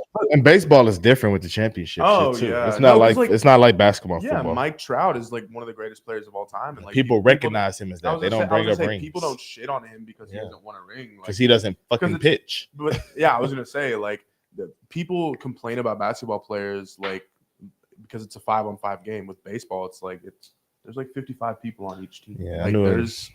there's a lot that goes into winning championships. I know a so- guy that was like trying to shit on Mike Trout, bringing that basketball logic. He was like, "Why you can't get him to the playoffs?" I was like, he only bats like 3-4 times a game, That's right? he, Yeah. he is on the Like, field. I was other like, "What are than you on talking defense about?" 4 Like, I times was a like, game. "Bro, this is Yeah. not basketball, bro." You Like, have 6 or 7 Very automatic outs around him. yeah, what are you talking Literally. about? And Like, also a bunch of 5 ERA pitchers Mhm. pitching for him. I mean, of course he's not gonna make the Mike postseason. Trout was 4 for 4 with 3 balls. The Angels lose 7-4. yeah, exactly. Like that's how I was like, I Shohei don't, Ohtani and Mike Trout have done something That that Todd- Todd Mc long arm or Yeah. whatever. Yeah, yeah, that's there it is. that's what I like about baseball though. They acknowledge the greatness. Like Yeah. even last year before Jokic won, people was just being idiotic with him. They was like, Right. "Oh, he's By the this time and I come that." back, there's gonna be a big. It's just idiotic basketball talk, man. It's so cooked. Yeah, that's one thing about MLB is getting it like when people are getting into the Hall of Fame, they don't ever go, well, he doesn't have any rings. They go, Yeah. oh, he's fucking cold, dude. Yeah, no, put him in. exactly. It's common fucking sense. Like you had people last year, well, Jokic shouldn't win 3 because I was like, well, he's lost in the playoffs. I'm like, yeah, because he didn't have Jamal Murray, he didn't have Michael Porter Jr. The second he had them, he won a championship. Like, Yeah, I Should don't he get- have won? that- Should he have won 3 in a row? Or I think he should have won 3 in a row. Joel Embiid, after Joel Embiid ducked him last year in Denver last year, this was not the one he did this year. The last year, I said I would have never voted for him. I was like, you can't not play in Denver 3-4 years in a row, and then I'm gonna vote for you. Like, no. But I think Jokic kind of took himself out of the MVP race last year because he started playing like shit at the end of the season on purpose. Yeah, it he seemed didn't. like. He just dropped it because he didn't care. Yeah, he just stops. Like he literally it was so much discourse going on about the MVP between him and Embiid. Jokic was like, I'm gonna take my name out of it. I'm about to start turning over the ball more. We're gonna start losing a little bit more games. Like he started doing that shit. on purpose. It almost seems like he was playing at this level. After the conversations happened, all of a sudden he started playing like at a lower level. Like it didn't make sense. Like unless he was hurt, which And then in the the playoffs, he just postseason, turns into he the best turned the player exactly. I've ever seen in my life. Exactly. Like he's to me, he's the best since LeBron. To me, but that's just me. I mean, Yeah, and you could argue very that fair. I hear that a lot. if Jamal Murray doesn't get hurt in 2020 in the bubble, does Denver? No, he didn't get hurt in the bubble. Was it not? Or is Jamal it didn't get hurt in the 21? bubble. 20, Was it 21? 2021 when they lost to Phoenix. When they lost to Phoenix and they got swept, they got swept by Phoenix. Yeah, they probably could have won that year. Yeah, you look at it that maybe they're 2 years earlier on the championship. You never know. So He has no. I've been looking at this Mavericks, PJ Washington, Daniel Gafford trade. Somehow OKC is sending their 2024 second least favorable pick to Washington, maybe? Is that what it was? And I don't know what the Mavericks had to give up to do that. So, and nothing's finalized yet. So now I'm starting to get worried, 39 minutes to the trade deadline. Yeah, I'm getting a little worried. Not great. Yeah. Would just like it to be finalized, That'd be great. 122. So yeah, the Mavericks are trading their 2027 first round pick to Charlotte. And Dallas is acquiring. Damn it! I just swiped off of it. One second. So wait. Charlotte has gotten or has given up Terry Rozier, PJ Washington, and gotten back only two first round picks. And Yeah. Kyle Lowry is going to be bought out. Seth Curry, is he going to be on that team? Maybe an ode to Dell to finish off his career. I don't know what's happening there, but dude, like really bad haul if you think about it all around. They could reroute Grant Williams to the Bucks because the Bucks were interested. Yeah. I don't know what you get out of them. A couple seconds. But then, yeah. Kendrick Perkins says right now the Knicks are deeper than the Pacific Ocean, and everybody else in the Eastern Conference needs to get life jackets. And Sean says we need you at the parade, brother. That's funny. So Sean. the Knicks are for real. I think the the Knicks are for real. Legit. The Knicks are for real. Again. They did. Basketball is good when the Knicks are good. Basketball is peak. Especially Side Talk New York. I love watching those clips after the game. It's always a blast. So Oh. I've been to the Garden 3 times now for games for the Knicks. Alert. Flex. Every single time, it's the most electric basketball environment I've ever been in. Hell yeah. And I went for a Saturday afternoon game at 12. Wow. One time against the Kings when they won. I think that was right before COVID, like 3 weeks before COVID started. So I was in the Garden for a Saturday afternoon game where they should have beat the Kings, but they didn't. And then I saw Melo and Kristaps Porzingis in his rookie year, 2015, against the Bulls, which was fun. But it was way up top. Maybe I've only been twice. Yeah, because the get-in price at MSG is like $150, I think. It's like it's pretty up there. I had a lower bowl, like 20 rows up in one of the ends of the arena, like behind a goal for like 125, 140. That's not terrible. No, it's not the worst, but maybe that was a Saturday afternoon game, so I don't know. But now that they're good, it's probably way more expensive. Yeah, because I think they won like 23 games that year. Oh, this is bad. The get-in price: Dallas Mavericks 110, Indiana Pacers 147, and this is before fees. Wow. Get-in price: Boston Celtics at New York Knicks $256. If you want to go to a cheaper Knicks game, the New Orleans Pelicans are playing the New York Knicks for $85 on a Tuesday night in February. So that's cool. But that's actually a good game. I was gonna say, like, that's not a bad game. Just because they're smaller. No. That's what I've noticed with, like, smaller market ticket prices is like OKC versus the Rockets, like that one game that's gonna, I think, be on TNT. Like $37. No. The Rockets it's like $7 to get in. The Rockets have a national TV game. The Rockets got flexed to TNT, but I think it's in OKC actually. Now that I think about it, but still, it's great for. Yeah, great, well, great Oklahoma has to pay you to go there and watch the exactly. game. Like, dude, after OKC tickets like $4. After the Kyrie trade last year, I was trying to go to a game. Get-in price was like $250 for nosebleed. I was just like, I'm just not going to go to a game. I'm not paying $250 to sit at the very top of the stadium.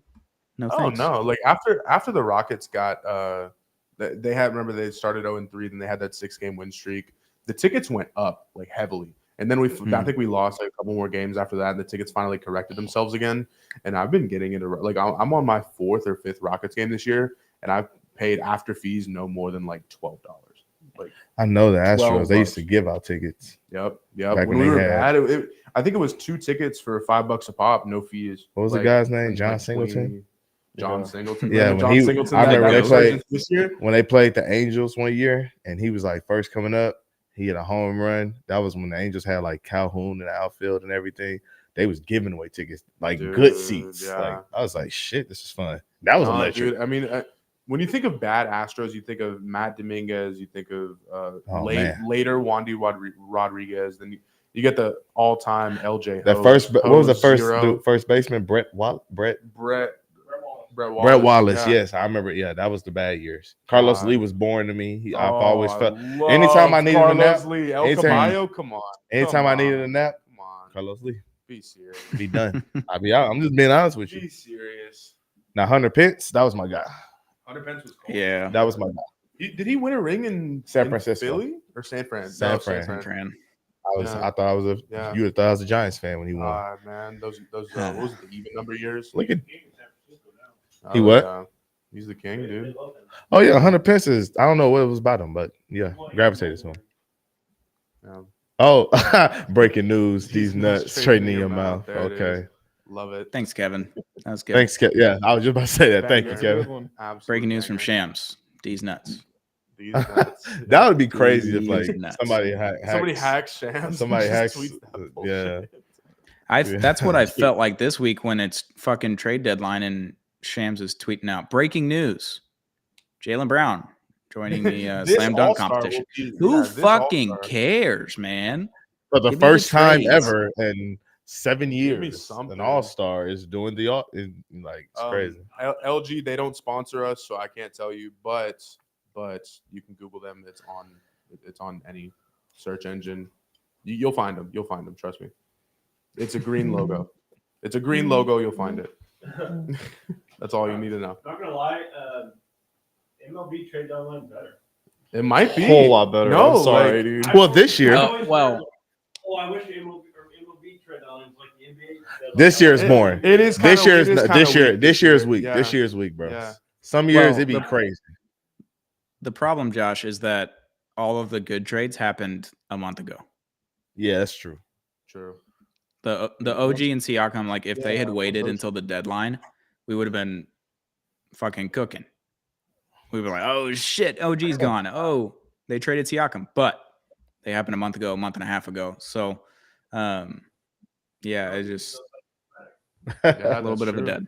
This league, that's what they be saying Yeah. with the NBA. This league. I love This that shit. league. Whoever came up with that, genius. Well, and it's take it also like Paul George was in trade deadline talks like every year for a hot minute there, 2016, 2018 range, Right. and Russell Westbrook getting traded, Chris Paul getting traded. Like there's a handful of deadline deals that were like they're right on the cusp, and then they didn't do anything. It was like, Paul George. Like when Boston was going to trade for Paul George in 2017, and they didn't do it. We're like, oh shit, Paul George is going to go to Boston. That's sick, and then nothing happened. They could have had Paul George and Kawhi. Yeah, He early didn't on. want to get rid of Tatum and Brown though. Sean, from who was on the show, I think while he was on the show with us, he got quote tweeted by Ben Stiller. It didn't say anything. Yeah, they're buddies. What? So yeah, Ben so Stiller's a Sean Knicks fan. Sean is like a legend on Knicks Twitter. Like no lie, he came on in 2019 with the Knicks wall, beginning of 2019 season, and he started off with the social stuff, like was tweeting games from the Knicks wall account, whatever. But his personality was elite, so he started doing pregame and postgame and halftime like live streams from the Knicks wall account, and he got super big one summer. I think it was 2021 when they went to the playoffs, play the Hawks and everything, and he would always just tweet at Ben Stiller because Ben Stiller sits courtside and has all the perks of being a celebrity and being a Knicks fan, essentially. So he would always just reply, and then Ben Stiller would always reply back. He's like, dude, I love your stuff. I always watch all of your post-game prosperities and all that kind of stuff. I was like, that's Great. hilarious. So Ben Stiller took Sean to a game and sat courtside a couple of times now. with What? Ben Stiller. Wow. Yeah, so he hangs out with Ben Stiller sometimes on courtside. Sean's literally a legend. It's so funny how he's just come up and been like buddy with all the celebrity Knicks fans, and like the kid Miro and Dizoo's Nice, like from Vice. They love Sean. They interact with him all the time. Like Sean's the guy on Knicks Twitter. Yeah, Dude, RIP Jesus and Mero. That's crazy. Classic. yeah. But yeah, Sean, him and Ben Stiller like interact on the timeline all the time. And he took him to a game, set him courtside a couple years ago. Last year, maybe. Wow. Legend. Living the dream. I dude. would have shit in my pants. Living the dream. And he lives in South Houston, Florida. Like he lives in Miami. Like, so wait, did Ben Stiller like fly him out? I think he How'd was that- just like, how'd that hey, go down? I don't remember what it was, but he was like, I want to sit with you at a Knicks game. I think Ben asked Sean. Yeah, And Sean was yeah. like, all right, I'll figure it out. And then he flew up and went to the game, hung out with Ben Stiller the whole time. Pretty crazy. Wow. That's crazy. Very funny. Get Living a the cameo in the life, movie. Wish the Oh, yeah. wish the Houston Texans had cool celebrity fans. We Yeah, got- Also JJ at Watt. the Astros. Yeah. No, I mean Glenn Powell's an Astros fan. Yeah, Ty Sheridan. Simone Biles, but now Tyler her Sheridan or hubby whatever. plays for Packers. Green Bay. Yeah, Yeah, no, well, Simone's still Houston. So. sure. Don't worry, the Miami Dolphins have Daniel Tosh. So Oh wow. The only person that we could probably target is I don't know how to pronounce her name all the way. Chine Ogumwake or something like that. Oh She does the NBA Today show, and she played in the WNBA. She's from Houston. She went to school in Cy-Fair. Like she's like she always wears her Rocket shit on her shoulder. No, that's hard. They hate when she hosts the show because she'll be like talking about the Rockets even if they suck. And they'd be like, I've seen we don't want to talk about them. And she'd be like, we're gonna talk about the Rockets today. That's what she'd be doing. No, yeah. Now that what's his name, Kelly Eco. Kelly Eco, yeah, he's starting to come Now up. that too, he's going national, Yeah, it's he's like starting he's to already come. annoying people on the internet talking about the Rockets too much. yeah. I love that. They was somebody was What's saying up, they wanted to Jim? fight him last year or something like that because he said something about a trade. He was just joking, and they was getting mad at him. That shit was funny. Yeah, dude. Jim Beauchamp. 30 minutes. Oh, dude, I don't know what's gonna happen anymore. Nothing's happening, Are the guys. phones All right, y'all want to ringing? knock a hoops grid out? We have not. I haven't done my hoops grid today. Anybody? Stone? Yeah, we can do it. Josh, you want to pull up hoopsgrid.com on the screen? Let's run a You roll hoops through it grid, as a dude. team. Please. Don't worry. Chris Haynes got a text from Damian Lillard, obviously, because he tweeted out a Damian Lillard quote about Pat Bev. First, I want to say I'm sad to see Campaign go. We developed a friendship that I cherish. As for Pat, he brings an edge and defensive tenacity on the perimeter that we need. There are not too many players who bring it on a nightly basis like him. I look forward to working together. Okay, Dame. Don't care. Cares. Who cares? He did not Chris- want to be in Milwaukee, man. Mm-mm. He did not No. want to be in No, Milwaukee. I think Damian Lillard is going through too damn much. Like Yeah, he did not want the to be in divorce. Milwaukee. You're essentially moving to middle of nowhere Midwest. Like I got nothing. Like bottom tier cities, Milwaukee. Oh, it's a Rockets one. Bottom Here we tier go, boys. cities, Milwaukee, Detroit. Okay. Oh, can I All do right, one? Let's do it. Here So we what? go. So We're I doing don't it know together. kids. What am All I right. doing? Rockets 500 plus steals. I'm trying to go. All right, everybody try and go as niche as possible. We want the best rarity score. All right, I have one. Well, that's the only one I know right now. Rockets teammates with James Harden, Pablo Prigioni. Oh, there it is. There it is. Yeah, I like the Pablo Prigioni pick. It's good. I don't know what The the hell Italian this is. stallion. Oh, we got There a it gem. is. There we go. Beautiful. All right, 2+ triple doubles regular season. Teammates with James Harden. Russell Westbrook. I was gonna say we could go like Embiid, Westbrook. I'm trying to okay, think that's like cool. has Paul Ash Millsap ever Shingun. gotten 2 triple doubles in a regular season? I don't think Paul Millsap has ever gotten a triple. Patrick Beverly got one against He got- Phoenix. He got a triple double. Yeah, he got one against Wow. Phoenix, but James Harden didn't play that game, but he did get a triple Was- double that year. John Wall. No, not with the with Well, no, like it could any be- season, yeah. any year. Yeah, It's any 2 time. triple doubles in a regular season Oh, and well. teammates with James Harden. Yeah, there you go. I like the John Wall pick. I guess Because you maybe gotta do it. like I'm trying to think like you We Yeah, have how gotta you unlimited say- guesses. I know it's Yeah, Patrick yeah, Beverly. yeah. I know Patrick Beverly is one for a fact. but we need. To He know has if 2? for a fact. Oh, 2. Yeah, it has to be 2 triple plus. doubles in a regular season. Russell Westbrook. Let's go John Wall here. Shingun. No. Gold. Okay. Nah, What was the okay. percentage on that? 2? I can't see it. So did we get it? 3.03. Okay. That's not bad. NBA Player of the Week teammates with James Harden, Alperen Şengün. No, he was never teammates with James Harden. Was he not? It's true. He wasn't. Was no, he he was. not? No, he's true. he 2019. No. Yeah, I guess he came in the He got 2020. drafted in 2021. wasn't. Yeah, and Okay. Harden was 21. traded Yeah. October 2020. And Harden was yeah. That was like a year overlap. NBA Player of the Week teammate with James Harden. Mm. So it's Cam Russell. Thomas. Cam Thomas. That's not a bad pull. I'm trying to think like OKC days. Has Serge Ibaka ever won a Player of the Week? No, I don't Definitely think so. not. But No, Cam shot. Thomas just because of the scoring ability. Cam Thomas. Yeah, maybe. he definitely got one last year. Okay. Let's go. 'Cause he had that week where he scored 40 Cam every game, Thomas right? here. Yeah, I like the Cam Thomas pick. Damn. Oh, My partner- He no. hasn't won it. Okay, Okay. Thomas. But, Okay. okay. Here, let's go back up to the Rockets section and the 500 steals. I'm thinking Rafer Alston career steals, And one legend. or is that in the season 5? No, you can't get 500 steals Shane in a season. Battier. Yeah, no. Shane Battier, Rafer Alston, Luther Head. I don't know if Luther Head played long enough to get Steve 500 steals. Francis. You know, Steve Francis didn't play defense. Steals and not defense, technically. No, You you're just right, Play you're the right. passing lane. Fred VanVleet getting 44 blocks this season, even though they're all like steals. Luka had 3 steals the other night. Elite defense. Just wanted to point that out. It's hit or miss sometimes.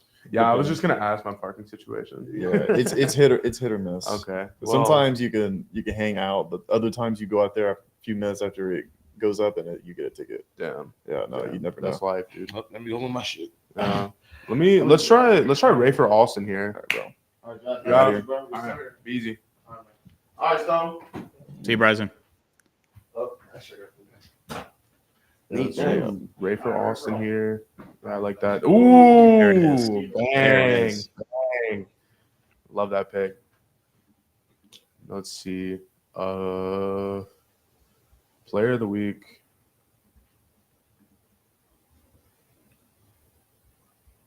Player of the week. I don't know any Rockets. ones. I just know like good ones. Or No, this What- is what we a got player of for- the week who's gotten 500 plus steals in their career. So we could go like general, like superstar, like niche John enough Stockton. superstar.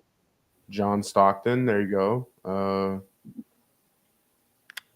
I don't know why, but I feel like this is gonna play. Maybe try Rick Fox. Rick Fox is definitely like somehow snuck into an NBA Player of the Week situation. when did they start doing it? That's what I'm. That is true. That it has to be something else too. Like I feel like they started it like in the 2000s. Maybe Rick Fox. This is Yeah, a try weird it. pull. If I get it, try it out. Yeah.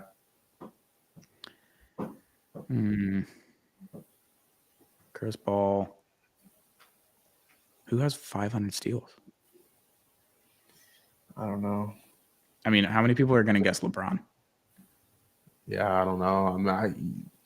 In order to be Player of the Week, like unless you just go off like on some like Tim Hardaway Jr. Wait, Tim Hardaway Jr. might be a pull here. No, 500 steals. The guy hasn't put his hands up on defense in His 10 career, years. he's been in the league for 10 years. You mean to tell me he doesn't get 50 steals a year? Yes, I do mean to tell you that. He doesn't play defense. He doesn't stick his If you arms out. insist, if you insist. I'm going to look it up. We're not going to use him, but Mm. I'm going to look up his career steals.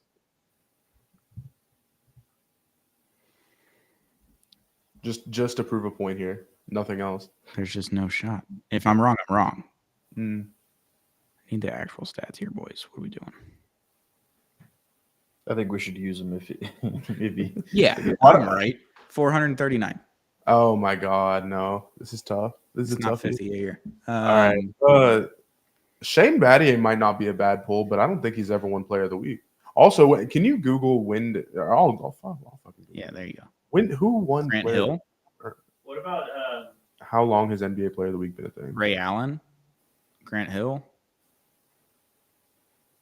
Ray Allen might be a good pull. Player of the Week was created in 1979. Okay, well, Julius Erving was the first recipient.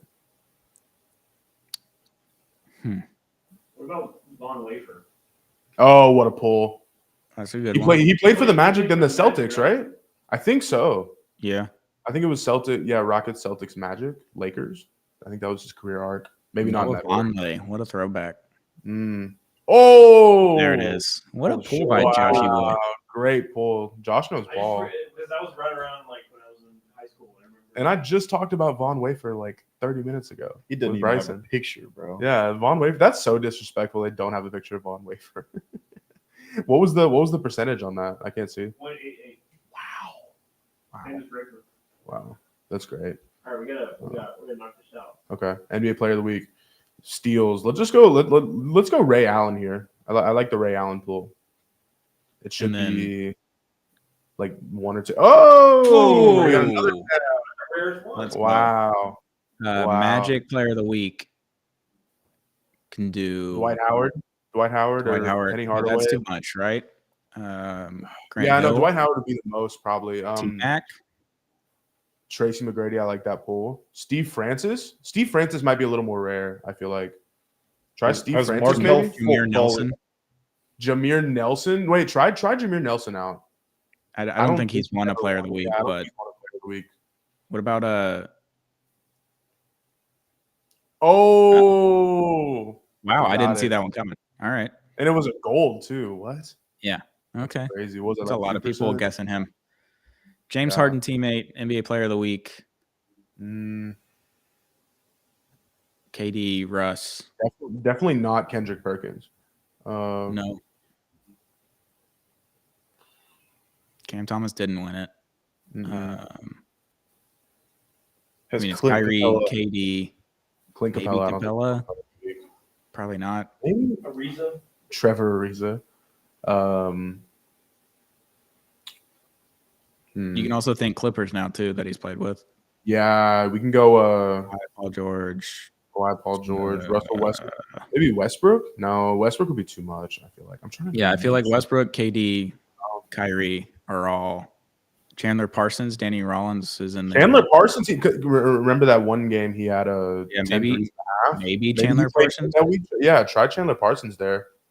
It's a good pull, I don't Danny. think so, but it'd be a great pull. Yeah. Ah, damn. Yeah. It was worth a shot. Worth a shot. Good pull, Danny. All right.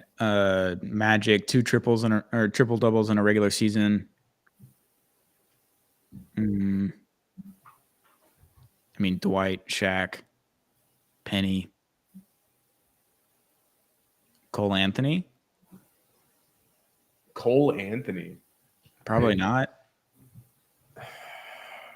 I mean, anybody can get a triple double nowadays. Cole Anthony, that'd be a good pull. I just don't think he had. Yeah. Damn. What about Tracy? Tracy. Like, Did he do? Yeah. triple double with that? We'll put Tracy in there. Yeah. Fuck it. Whoa. Never had He's 2 never triple had doubles in a. two. Wow. Yeah. Grant Hill. Yeah, Grant Hill's a good pull. Silver. That's fine. All right. Which one do you want to do? Triple doubles and steals, or NBA Player of the Week and James Harden teammate?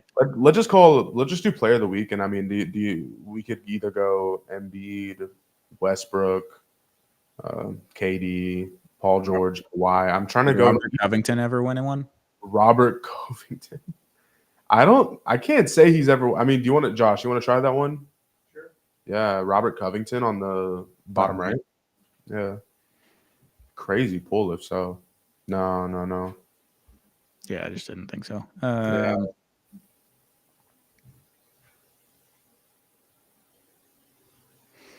Great Pablo Prigioni pull, by the way. Hey, That was thanks. good. Thanks. We could go back to the 2+ triple doubles and then 500 steals. I mean, honestly, if you want to talk about Shane Battier, that wouldn't be a bad pull. Spurs are trading Doug McDermott to the Pacers. Welcome home. For what? Bruce Brown? No way. Oh wait, Bruce Brown's not on there anymore. He's on Oh, the. yeah, he's on the Raptors. I don't know yeah. ball. There he is. Oh man, that was a not ball nowhere moment. Hey, I would just like to point out that Seth Curry has been on the Mavericks 3 different times, and every single time he's been on the Mavericks, he's been traded. Life is beautiful. That's funny. Life is too beautiful. Triple doubles, 500 steals. You go Shane Battier here. I feel like that's got to be right. Shane Battier. Battier. Gotten, oh wait, no, I was thinking. No, I was thinking top. Yeah, top middle. I'm trying to make it like Rockets themed. What? Oh, Okay. man. Penny Hardaway. Yeah, I like the Penny Hardaway. You get 500 steals, maybe. Pacers will send the Spurs a future second round pick. You got one Sure. 1 second round pick for Dougie McBuckets. He's like their best player outside Wemby. Yeah, literally. Hey, Devin Vassell, don't forget the GOAT. On that triple doubles, I mean, yeah, Penny. You want to call Penny Hardaway? Try it. Yeah, but I don't know if he's got 500 steals though. Yeah, that because he just hadn't played a lot. But try Yeah. it. See what happens. Who are we doing? Penny Hardaway on the middle. And Fernie. It's ANFREE, I think. ANFER. Hardaway. What? No 2 triple doubles, probably. I'm running out of ideas here. Do you want to keep the Rockets team? Dwight Sam Howard, Cassell. Sam Cassell, Dwight Howard. I don't know Try if him. Sam Cassell got 2 or more triple doubles a year though, or in 1 year. Yeah, the triple doubles is kind of hard. Yeah. Maybe Because I Dwight mean, you Howard. could obviously do Harden. You could obviously do Westbrook. Oh, the Pacers are trading Marcus Morris and a second rounder to the Spurs and cash. The Atlanta Hawks are keeping DeJounte Murray, Oh wow. according to Woj. Yep. No trade. That's tough. Should we just do like Paul George or something here? Yeah, let's just go Paul George. That's fine. Just Yeah, wrap people it are up. going to go KD and Kyrie first.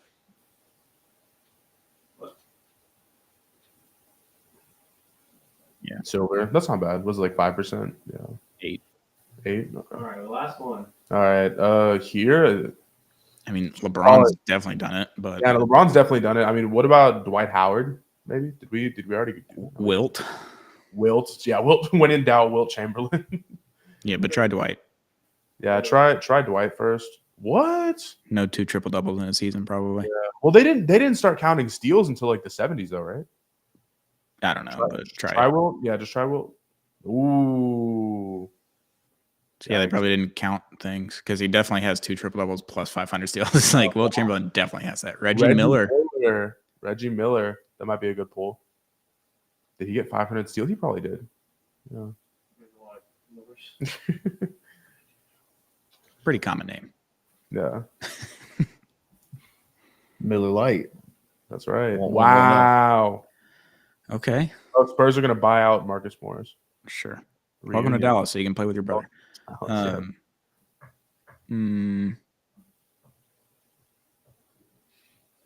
LeBron's definitely done it. Russell Westbrook's probably done it.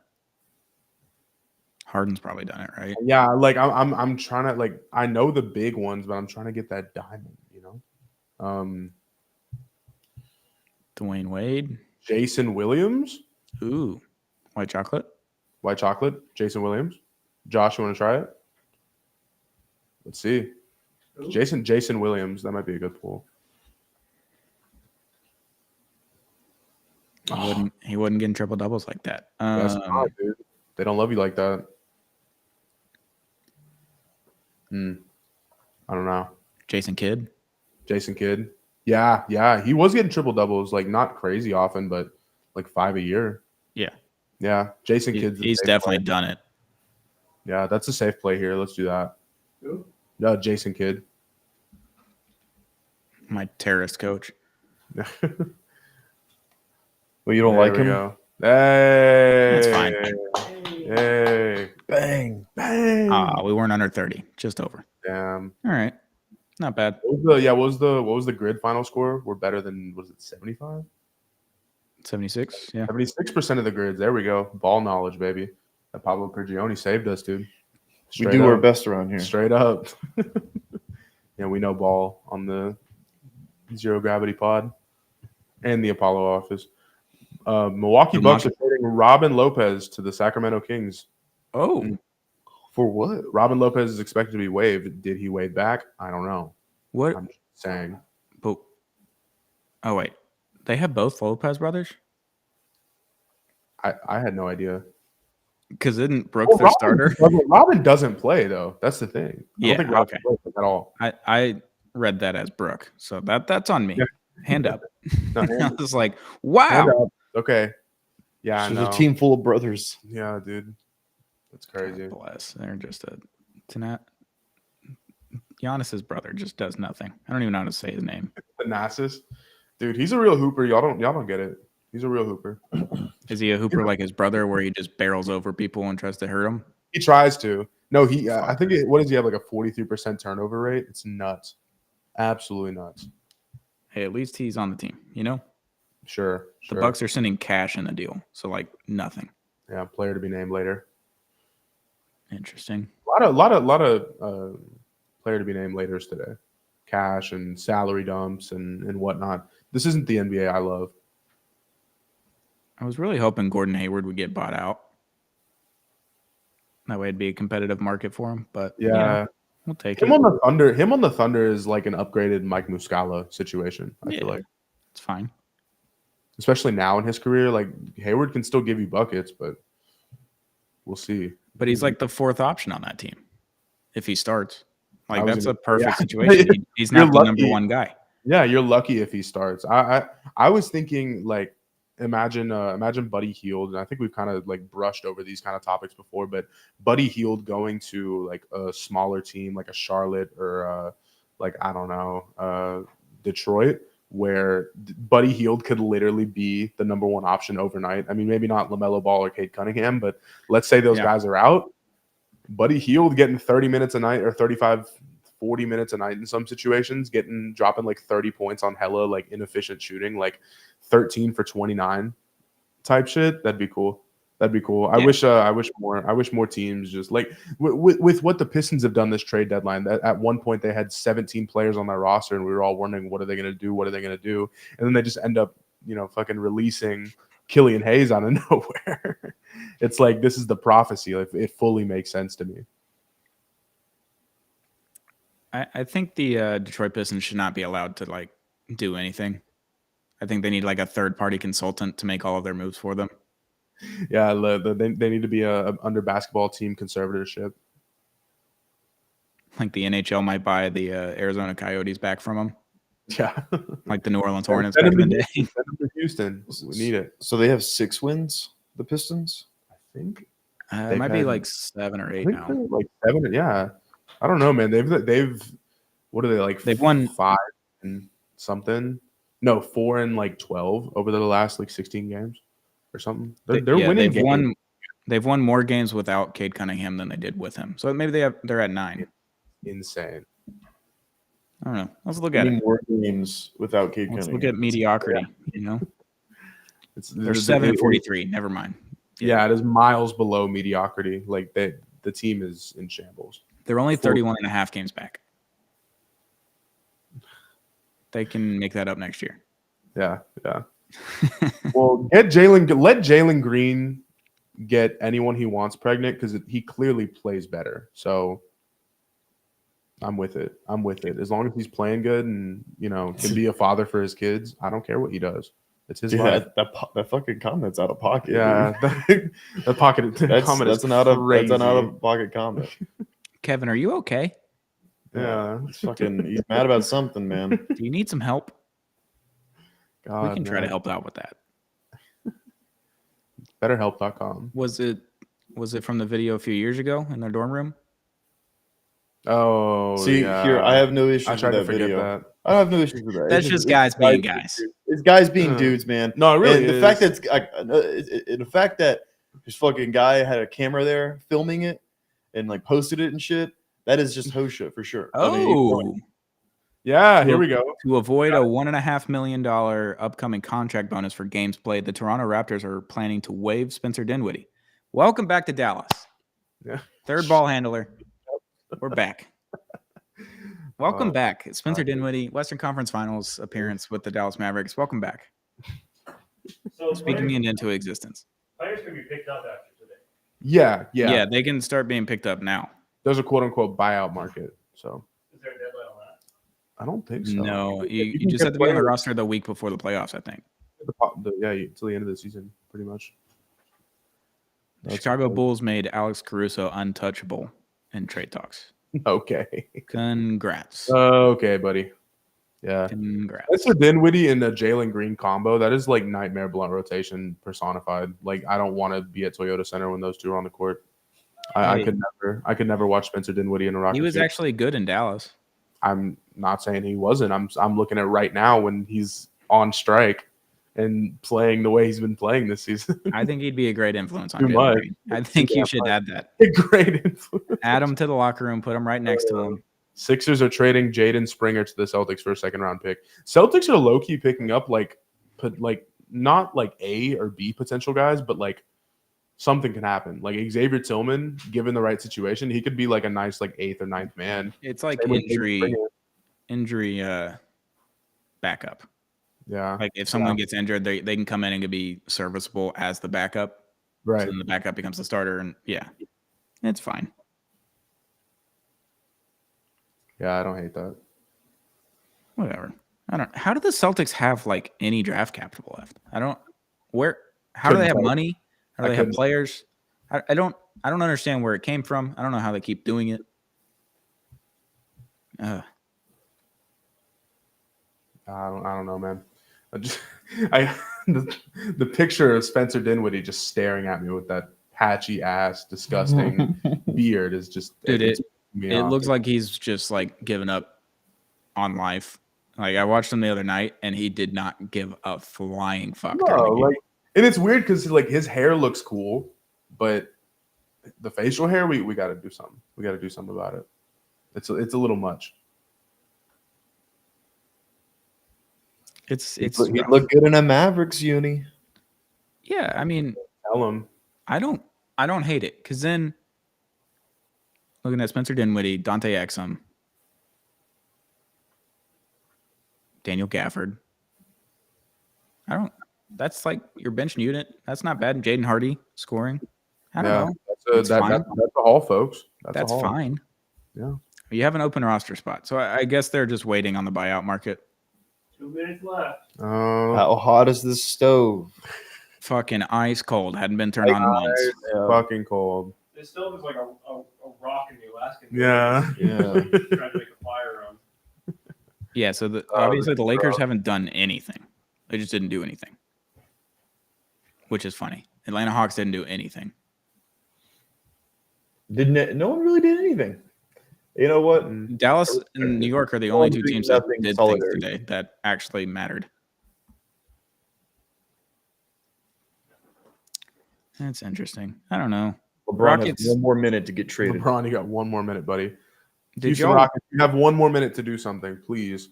Did you want the Rockets to do anything? I mean, Nothing works. what I can they did. do? I'm asking Harrison Josh. Barnes. Harrison Josh Barnes. That's all I What? want.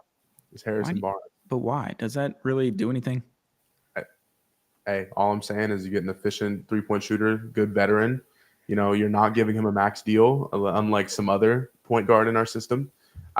Who says no? I mean, I love the idea of having like an older guy come in and like actually know what the fuck he's doing, because the veterans that we have now are either injured or they're just shot chucking and playing insanity ball, which I can't do much more of that. Toronto Raptors are keeping Bruce Brown Jr., sources tell ESPN. Classic Raptors. They're back. That bitch Oh, we ass- have these players that you could trade for. Please trade for them. I'm Yeah. good. The You know, Toronto I'm Raptors. going to keep them. No, Sean said the Celtics have a bitch player problem, but I think the Raptors have a bitch ass contract problem. Like they could have easily gotten rid of Bruce Brown and For a here we first are. round or a second or two Yeah, first rounders. like, You give probably him could have a gotten two contender. first rounders if you really went for the bidding. Yeah, even with the contract too. Yeah. You could have gotten him gone. Because I think it's a team option next or I a don't mutual option maybe next year. I think it is too. I don't know. It wouldn't have been bad. Bruce Brown signed for 2 years, 50, didn't he? Pencils down. Yeah, It's just too- under. So Good pivot, block. We'll give it- Pencils down. So we get some stragglers coming in over the next 5. Ooh, the Boston Celtics are trading Delano Banton to the Portland Trailblazers in a heavily protected second round pick. Why are you trading for a protected second Why round are pick? you protecting What's second the round picks? What's the point? This sucks, man. I want to go home. It stinks. Oh man, what can you do? What was the biggest trade of it since we sat down and started Since we sat streaming? down to record, Yeah, Killian Hayes getting waived. it's crazy. Killian Hayes leaving. It's crazy. PJ Watt. Oh, Yeah, PJ PJ PJ Washington. Washington deal. Yeah. It's definitely the PJ But Washington. overall vibes, definitely Killian Hayes getting released. That is hilarious. Yeah, because the Knicks and the first Mavericks trade happened right before we hopped on, like an hour before we got on. Yeah.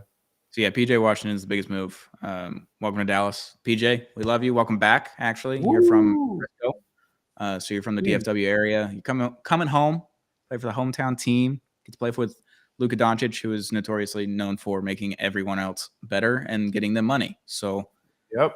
we get Spencer Dinwiddie. He sucks ass, but when he was with Dallas, pretty good. Yeah, that's what they're saying. Bulls Bulls are keeping Andre Drummond. The Okay. Bulls are the new Raptors. I'm gonna the Bulls kill are the new myself. Raptors. Andre Drummond is not a part of my Rockets. This is bad. This is really bad. I would have loved them in Dallas, but we got Gafford, got Washington. Oh, $23 million team option for Brown's There we go. 2024-2025 contract gives the Raptors a lot of options for this offseason. I guess. No, I mean, I guess you keep him, but then let's say he walks or you let him walk with the team friendly option and you get nothing. It's like can't play fucking keep away with this damn contract. You got to stick up for it. You know what's really funny? Golden State Warriors just saying, hey, we're good. Andrew Wiggins, Draymond Green, Klay Thompson, everyone can stay. You know, let's ride it out for a 10th or 11th seed and miss the playoffs. It's going to be great. The vibes are all-time high in Golden State. Miserable. Absolutely. They deserve miserable. everything that's coming towards them. They deserve it all.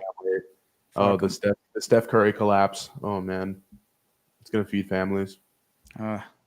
He's on my fantasy team this year, and it's like, oh, he scored 70-something points in fantasy. Oh, he scored 10.5 last night.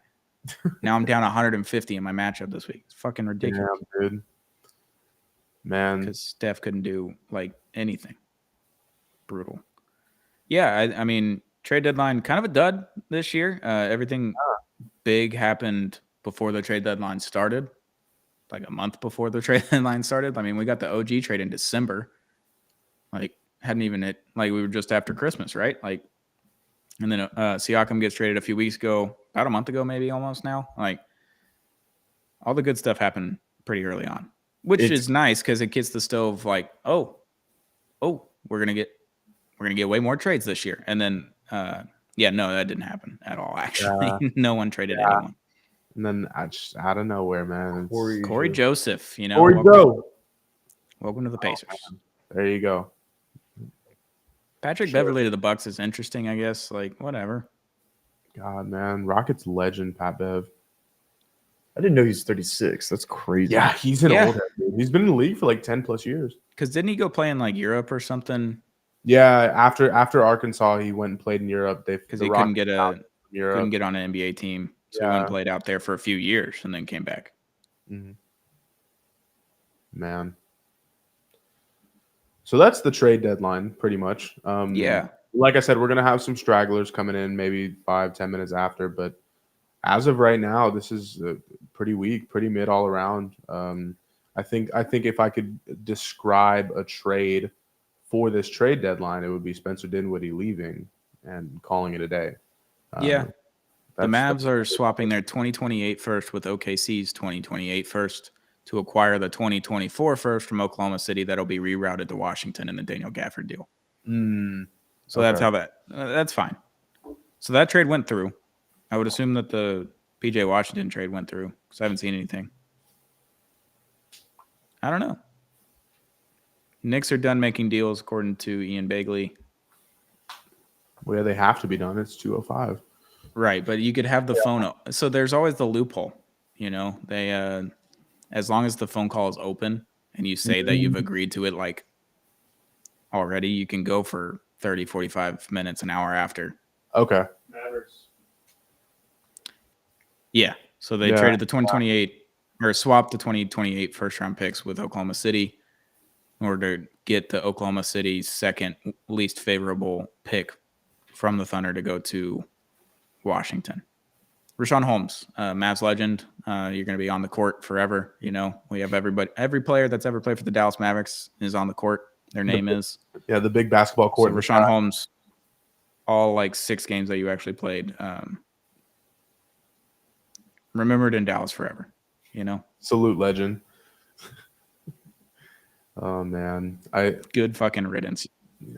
yeah.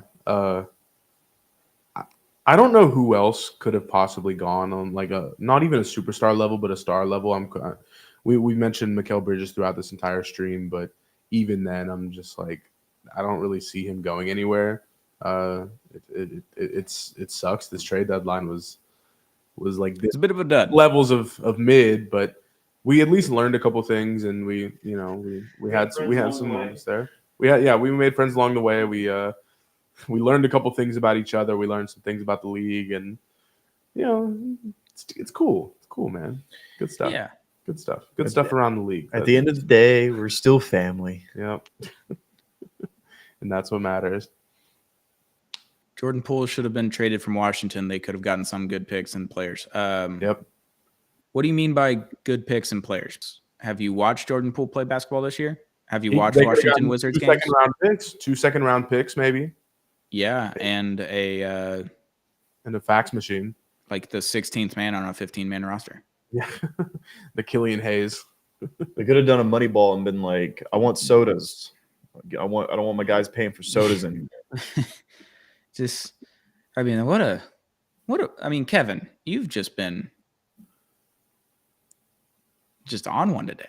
This is No, Jordan Poole for literally any trade would have never happened in a million years. There's just no way. Carrying the stream at this point. This is great. I love this. No, he doesn't want to play.